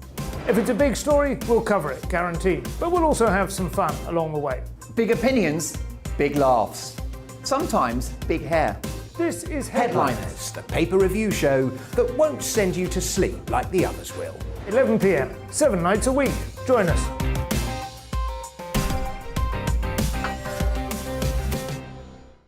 Hello there, I'm Eamon Holmes. And I'm Isabel Webster.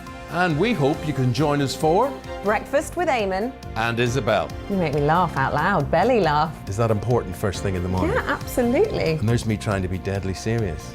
News is a serious business. Yeah, I have to rein you in sometimes. Well, it doesn't stop us laughing at it. It doesn't stop us having an opinion on what's going on. Yeah. And it certainly will not stop us reflecting what you think. Weekdays from 6 to 9:30 on GB News. I'm Dan Wootton. Join me Monday to Thursday from 9 to 11 for the feistiest and most fun news debate on TV, where free speech reigns. I'll bring you a sharp take on the day's biggest stories, bombshell newsmaker interviews, and A-list guests. And I guarantee you, no spin, no bias, no censorship, and no reason to go to bed. That's Dan Wootton tonight, Monday to Thursdays from 9 on GB News.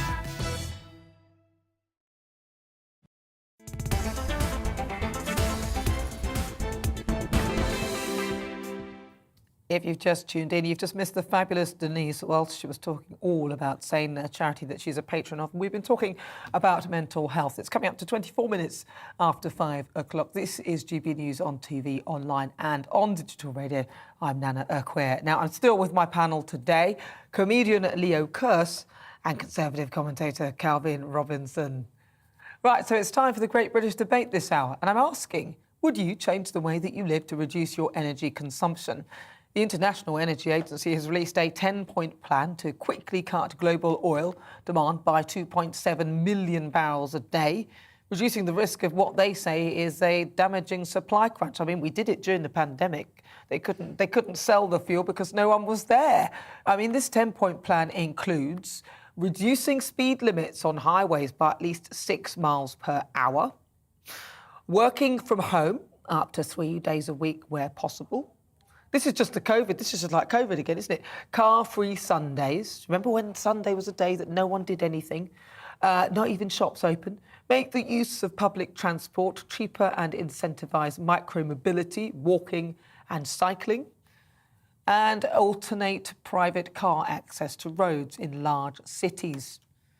Other plans were things like increasing car sharing and adopt practices to reduce fuel use, although that's quite vague, isn't it? What do you do? Take everything out of your car and drive with an empty car? I don't get that. Another plan was to promote efficient driving for freight trucks and delivery goods, using high-speed and night trains instead of planes where possible, avoiding business air travel where alternative options exist, and reinforce the adoption of electric and more efficient vehicles. Seems like a lot, but the executive director of the IEA says that it's a hugely important introduction for 3 reasons. We think the oil markets are in an emergency situation, and not only that, it may get worse. First of all, Russia, I said, the largest oil exporter of the world. Number 2, in the oil markets, when you come to the summer, the driving season, oil demand starts to increase. In a typical year, between March and August, between today and August, we see significant increase in the demand. So there'll be demand pressures coming. And the third, in a situation like this, oil industry typically have industries, companies have storage in the stocks, but what we are seeing that the oil industry's storage as of today is at the historically low levels. So that well, the IEA is actually the International Energy Agency. So for the Great British Debate this hour, I'm asking, would you change the way you live to reduce your oil usage? So I'm joined by the energy commentator, Jamie Denagi. Jamie, thank you for joining me. What do you make of this 10-point plan? Some of them seem quite obvious, actually, but what's your view?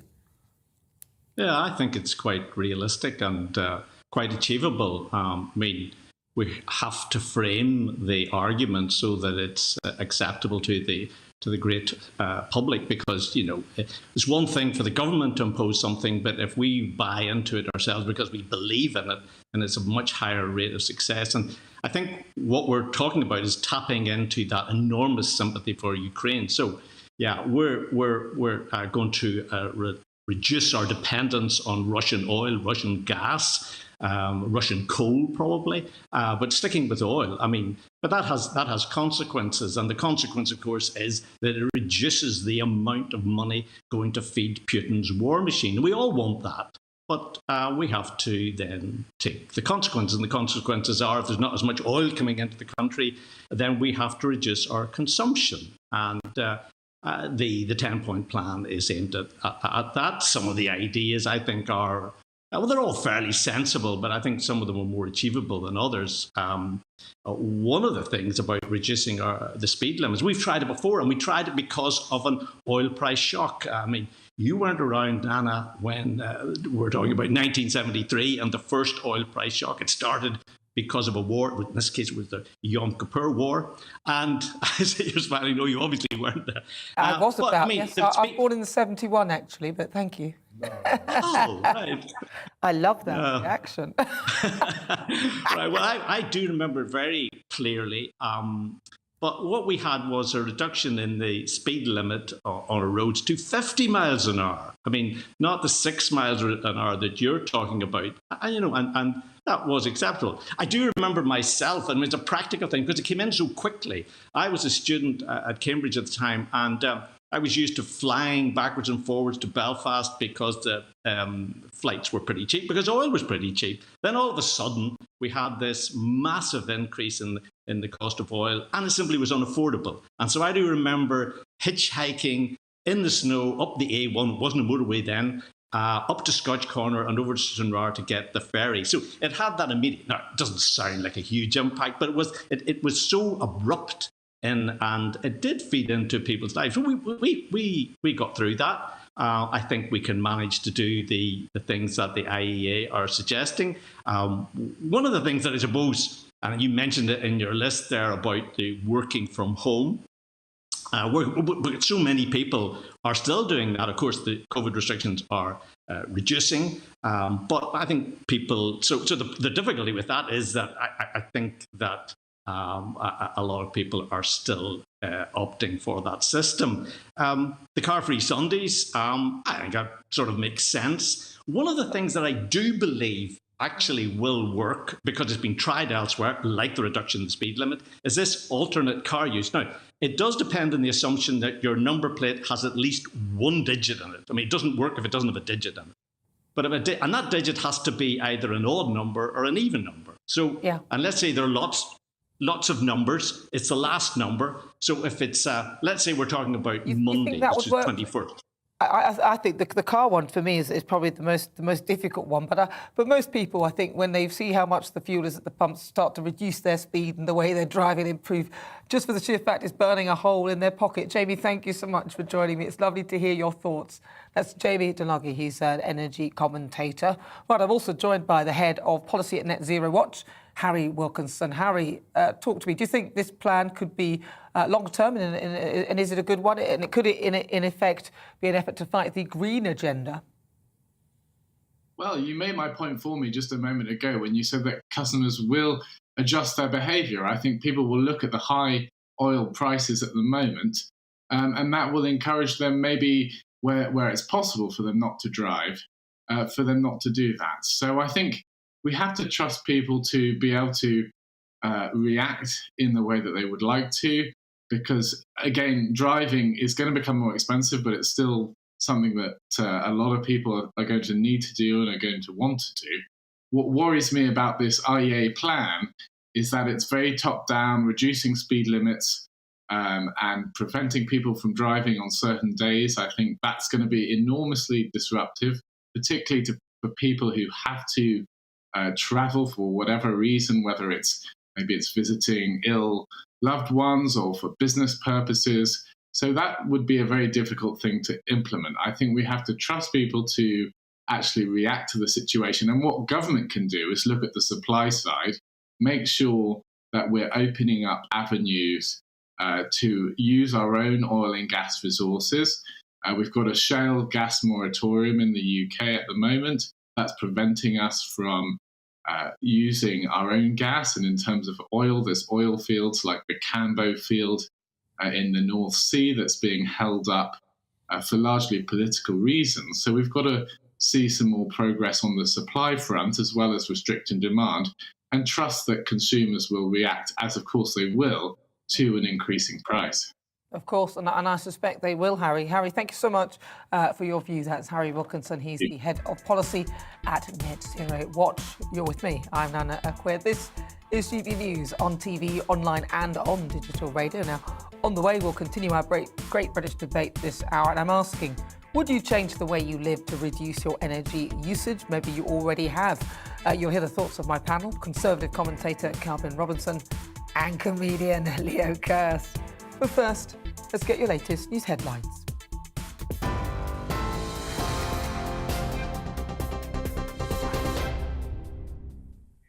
It's 5:33. I'm Olivia Guthrie in the GB Newsroom. The war in Ukraine has dominated the Conservative Party Spring Conference, with the Prime Minister saying Russia's president launched the invasion because he fears a free and democratic nation as his neighbour. Boris Johnson told the Tory faithful a victorious Vladimir Putin will not stop in Ukraine. It will be the green light for autocrats everywhere, in the Middle East, in the Far East. This is a turning point for the world, and it's a moment of choice. It's a choice between freedom and oppression.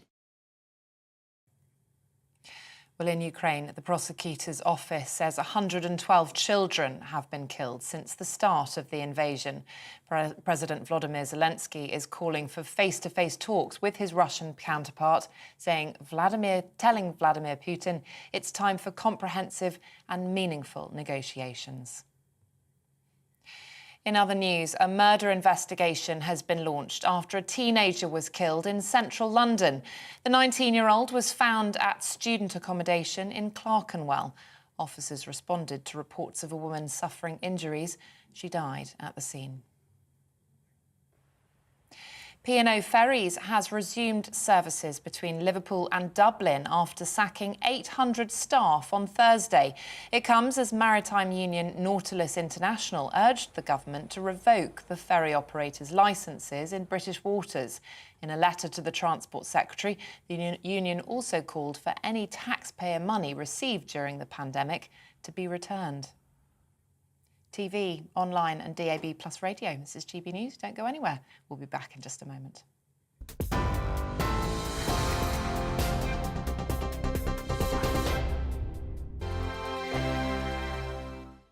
GB News is the UK's home of discussion and debate from all perspectives. To stay up to date on the latest stories, make sure that you subscribe to the GB News channel right here on YouTube. You can watch us live 24/7 across the whole world. You can also check out exclusive content and catch up on previous episodes of your favourite shows. Every day, we ask the questions that you'd ask, so why not add your voice to the conversation in the comments section? Don't forget to subscribe. We are GB News, Britain's news channel. Every night at 11 on GB News, we bring you the next day's stories the day before. It's basically like time travel. If it's a big story, we'll cover it, guaranteed. But we'll also have some fun along the way. Big opinions, big laughs. Sometimes big hair. This is Headliners, the paper review show that won't send you to sleep like the others will. 11 p.m, 7 nights a week. Join us.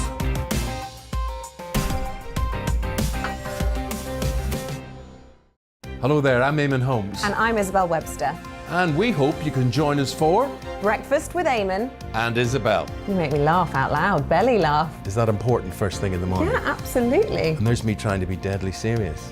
News is a serious business. Yeah, I have to rein you in sometimes. Well, it doesn't stop us laughing at it. It doesn't stop us having an opinion on what's going on. Yeah. And it certainly will not stop us reflecting what you think. Weekdays from 6 to 9:30 on GB News.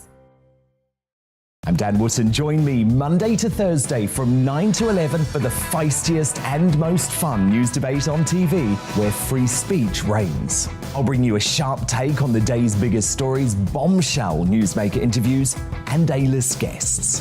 And I guarantee you, no spin, no bias, no censorship, and no reason to go to bed. That's Dan Wootton tonight, Monday to Thursdays from 9 on GB News.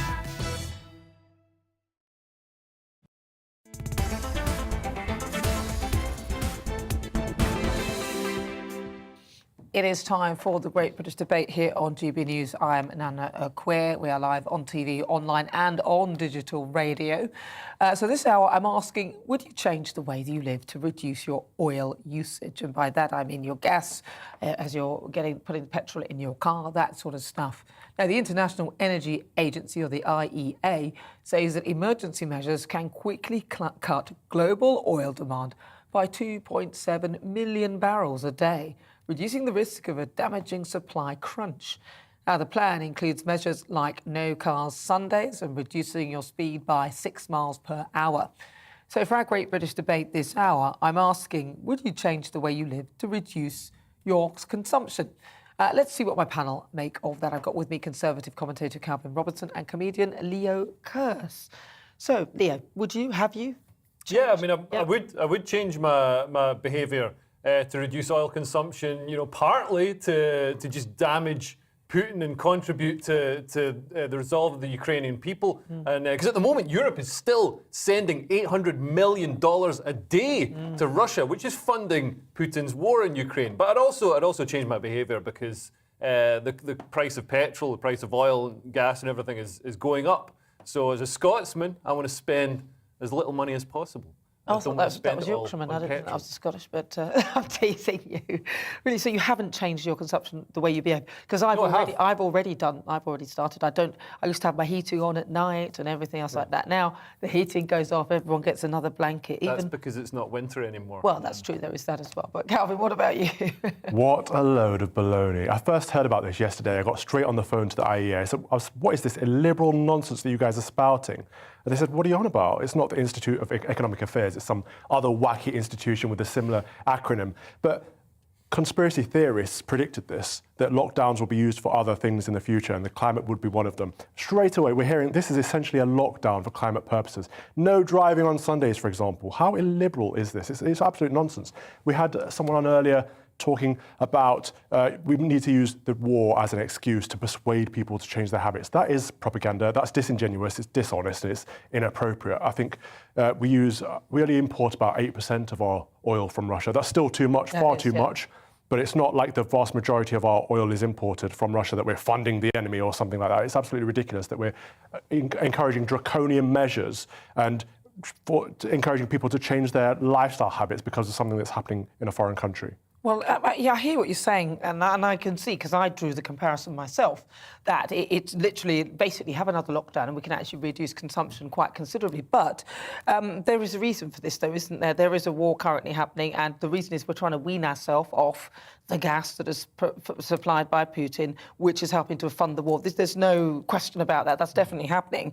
And the things that they're suggesting are things that we could do, but I'm surprised they didn't suggest things like just turn your heating down 1 degree. I mean, I think they said that, but how about insulate? I think even insulating your homes. I mean, I think, I understand, Calvin, you think this is some sort of lockdown version 2.0. This is some illiberal taking away your rights to do donuts in your V8 in the parking lot. That's not a right. Of Waitrose. But But these are just voluntary suggestions. I mean, apart from there's a few such as reducing the speed limit, which I don't know how that would be workable because you'd have to go and change all the speed limit signs on the roads. But I think people these are voluntary suggestions. Impractical suggestions that I think are irrelevant. No, I think if you want to make a difference in this country and stop importing Russian oil, we need to actually improve our fracking situation. We've got plenty of shale here. We've got plenty of oil up in Scotland that we can tap into.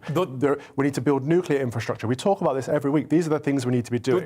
You're absolutely right. Telling Fred down the road that he can't drive on a Sunday is a ridiculous. You're absolutely right. Nobody's telling Fred that he can't drive on a Sunday. It's a suggestion. I said suggestion. Fred might want to take on board. It's a bonkers, ridiculous but nobody's saying we can't. I mean, obviously, developing North Sea oil, developing fracking, developing nuclear power, which is incredibly safe and clean.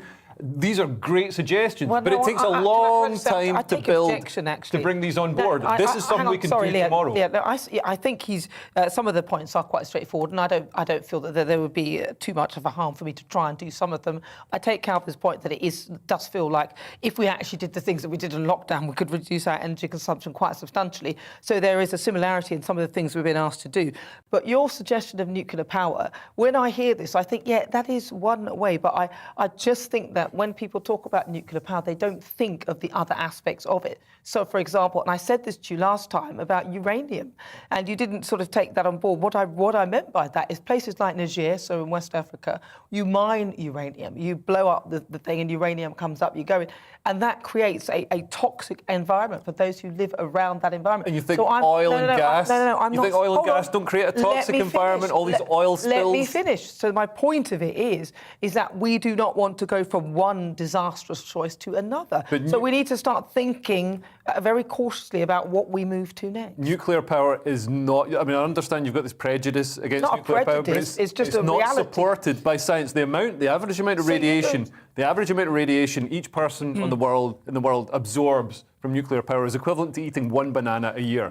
Again, you've missed the point completely. You need to go and live in Niger and see where they're actually mining the uranium, and then maybe you'll get what I'm saying. Maybe I will. What's then the you'll tax understand that. regime like? When you see exactly what's going on and how you actually get these power stations to work, then you might realise that it's not such as... Well, funnily enough, a lot of our uranium comes from Russia as well. Russia is a big miner of uranium. But we can get it from Australia and from other places as well. I mean, I think one isolated incident in Niger. No, we can't let that tarnish a global industry. No, it's not. It's not one isolated incident. I'm just saying that we can worry about CO2 and things like that, but we should be concerned about other environmental pollutants as well as we're going through this whole change.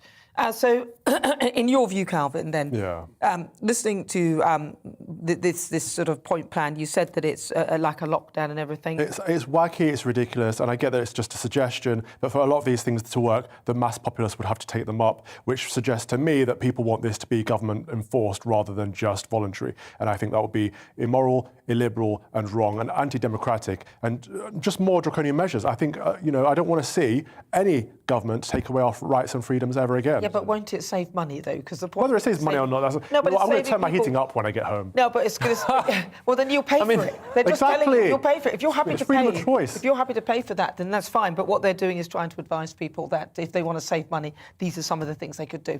But let's see what you think, because the show is nothing without your thoughts and your views. We'll welcome our great British voice, your opportunity to be part of the show. Tell us your thoughts on the topics that we're discussing. Sue Hannam is from Lichfield. She's there. Sue, talk to me about this then. Would you change your behaviour to reduce your energy usage? Have you already changed your behaviour? Well, do you know what? I work with children because I work in a school. And of course, that if we listen to the youth, they have a really strong conscience around all of this stuff. So absolutely, I think we've gone quite a long way to change our behaviour. And I guess I differ from your panel in this in some way, that I think some of these things are a really, really good idea. And frankly, I'm not quite sure how well it would go down. I work in a cathedral school with the dean of the cathedral if no one could drive on a Sunday. But that aside, driving a bit slower and even thinking about buying local, that sort of stuff also helps. So let's incentivise use of public transport. I think these things are actually rather favourable. Yeah, well, I don't disagree with you. I think that they actually do have a point, Sue. Thank you so much for your view. That's Sue Hannam. She's there in Lichfield with her thoughts and her views. Let's have a quick look at what you've been saying. Harry says, what's the point if China and India keep buying and using Russian oil? Us not buying it won't have an impact. Well, there is a point to it, though, because gradually, if we can wean ourselves off it, we could be reliant on ourselves instead of importing things from abroad, which we should have already kept in-house in any case. Jill says, if it's saving the planet, hurting Putin and saving me money, I don't mind giving it a go. Abe says, not a chance, not whilst the UK is responsible for only 3% of global emissions, not while incredibly pointless COP conferences cost billions purely to lecture us. Yeah, you see, I do slightly go along with that side as well. But listen, it's just to save you money. You could take on board some of these things. I've made up my own. I turn my heating off at night. You know, that's one of the things I do. But you keep your thoughts coming. But I want to talk to you about something that affects women. And by that, obviously, I mean biological women. Women who are suffering from the menopause and taking to the so-called black market to get their hands on hormone replacement therapy, otherwise known as HRT, with some being charged up to £50 for a single bottle from unlicensed sellers. Now, HRT is used to relieve symptoms of the menopause, and women are entitled to it free on the NHS, but where there's a monthly shortage with HRT prescriptions, more than doubling in the last 5 years, and with 500,000 now written every month, there's huge supply issues.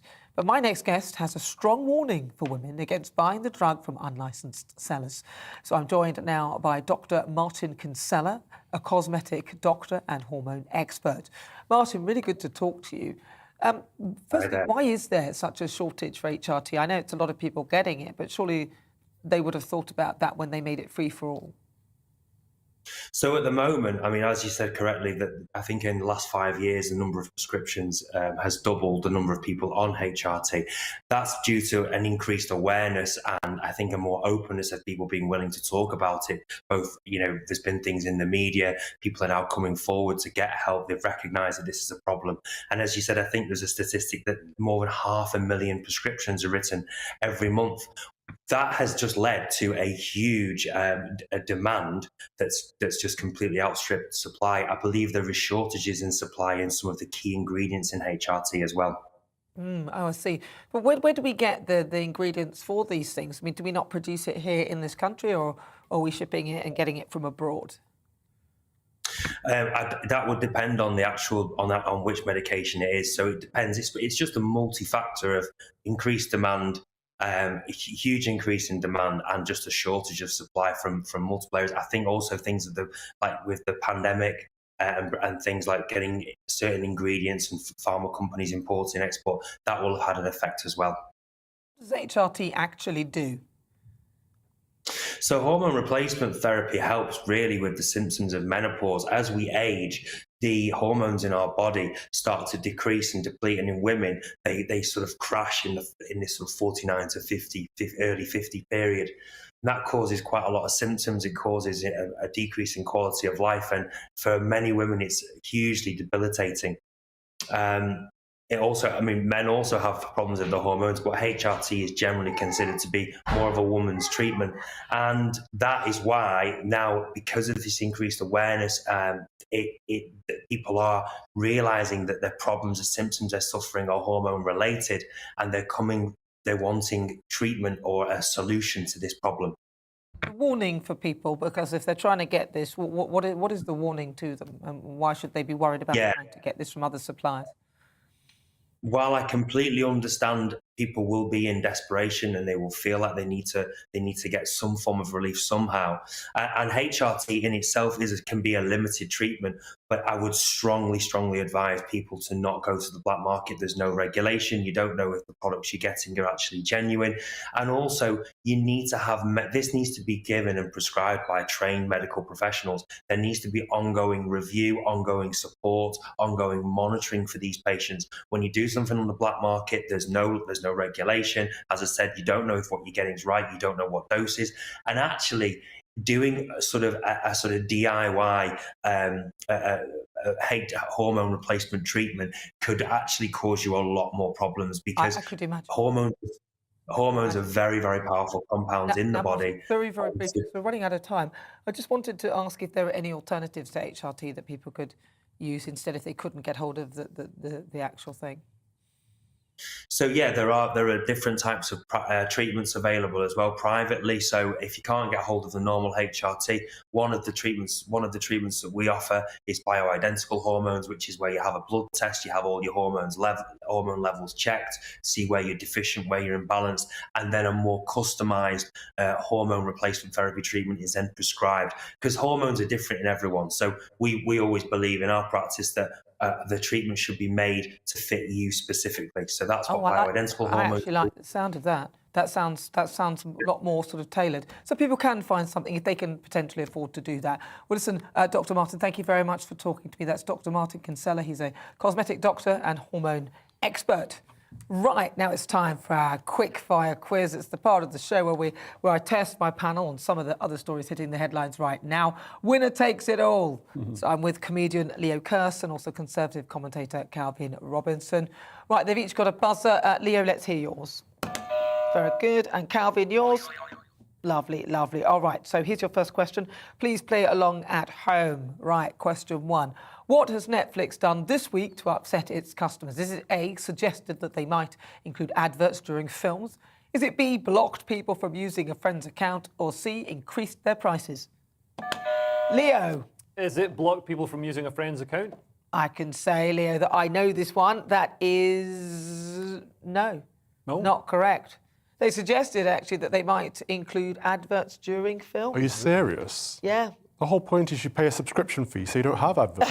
Yeah. What? That's outrageous. Is the BBC looking better now, Calvin? No, I use a friend's account these days anyway. Yeah, so but they're stopping that soon.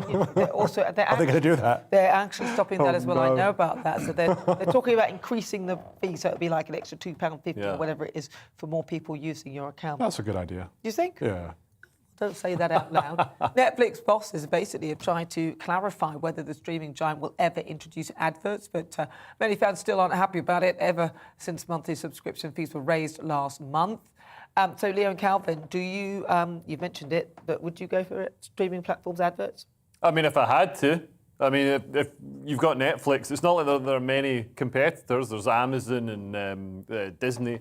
But, you know, if it's on Disney? Yeah, Disney Plus is great. Really? You watch Disney Plus? And Amazon Prime Video is great too. Oh, really? But if any of them had ads, I would probably cancel my sub. Stuff, though. Anyway, let's go to question 2. Duchess of Sussex, Meghan Markle, has finally agreed to record a podcast series for Spotify, but in dollars. How much will she be paid? Closest answer gets the point. Well, yes, Calvin. Well, I know it's a multi-million-dollar deal, so let's say $200,000 per episode. Well, come on, sum it up. Give me a full thing then. How much? How much what?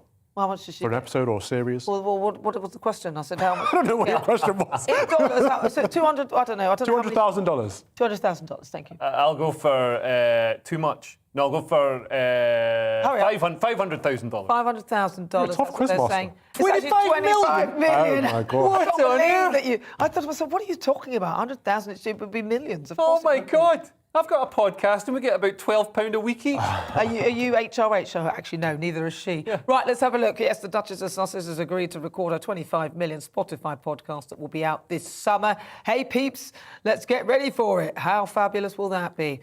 Right, and let's do your last question. Which extinct animal could be brought back to life? Is it A, the woolly mammoth, B, the saber-toothed tiger, or C, the dodo? I think that's Calvin. Calvin. It's A, the woolly mammoth. Oh, I don't think you're right, actually. No. Oh. It's actually the dodo. The DNA. The dodo, good, because they were tasty. No. Have you ever eaten a dodo? No, because they were extinct. Exactly. Woolly mammoths But they were extinct because they were so tasty. Is that right? Woolly mammoths were also hunted I'm going to say apparently the dodo Yeah. could be brought back to life hundreds of years, and apparently they're tasty, very, very tasty. I'm looking forward to eating one. So I'm going to say thank you very much to my wonderful panel. Yes, Leo, you win 2-1 for today's show. No, well, you came up with some wrong answers, buddy. Sorry about that. My only competition is with myself. Exactly. Oh, well, I'm going to say, and also what's asked, is it time for Nicola Sturgeon to give up her independence of gender? And according to our poll, guess what? 95% of you say, yes, it is time. 5% say no. Thank you to my panellists, Calvin Robinson and Leo Kirst, for joining me today. And thank you to you for your company. I will be back tomorrow at the same time, same place at 4. I'll leave you with the weather.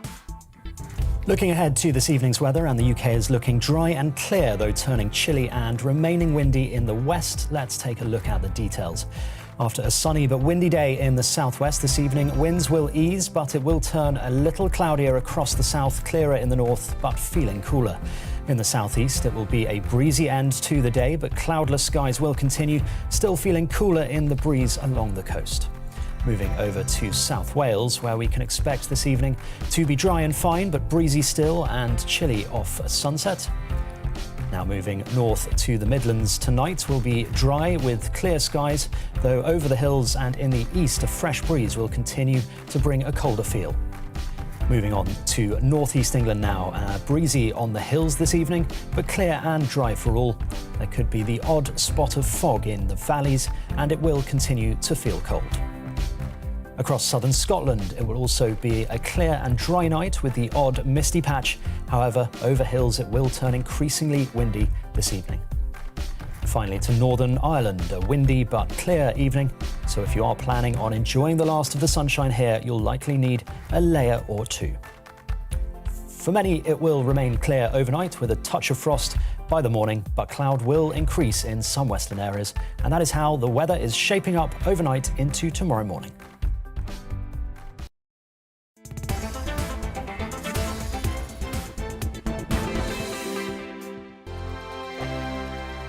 GB News is the UK's home of discussion and debate from all perspectives. To stay up to date on the latest stories, Make sure that you subscribe to the GB News channel. Right here on YouTube. You can watch us live 24/7 across the whole world. You can also check out exclusive content and catch up on previous episodes of your favourite shows.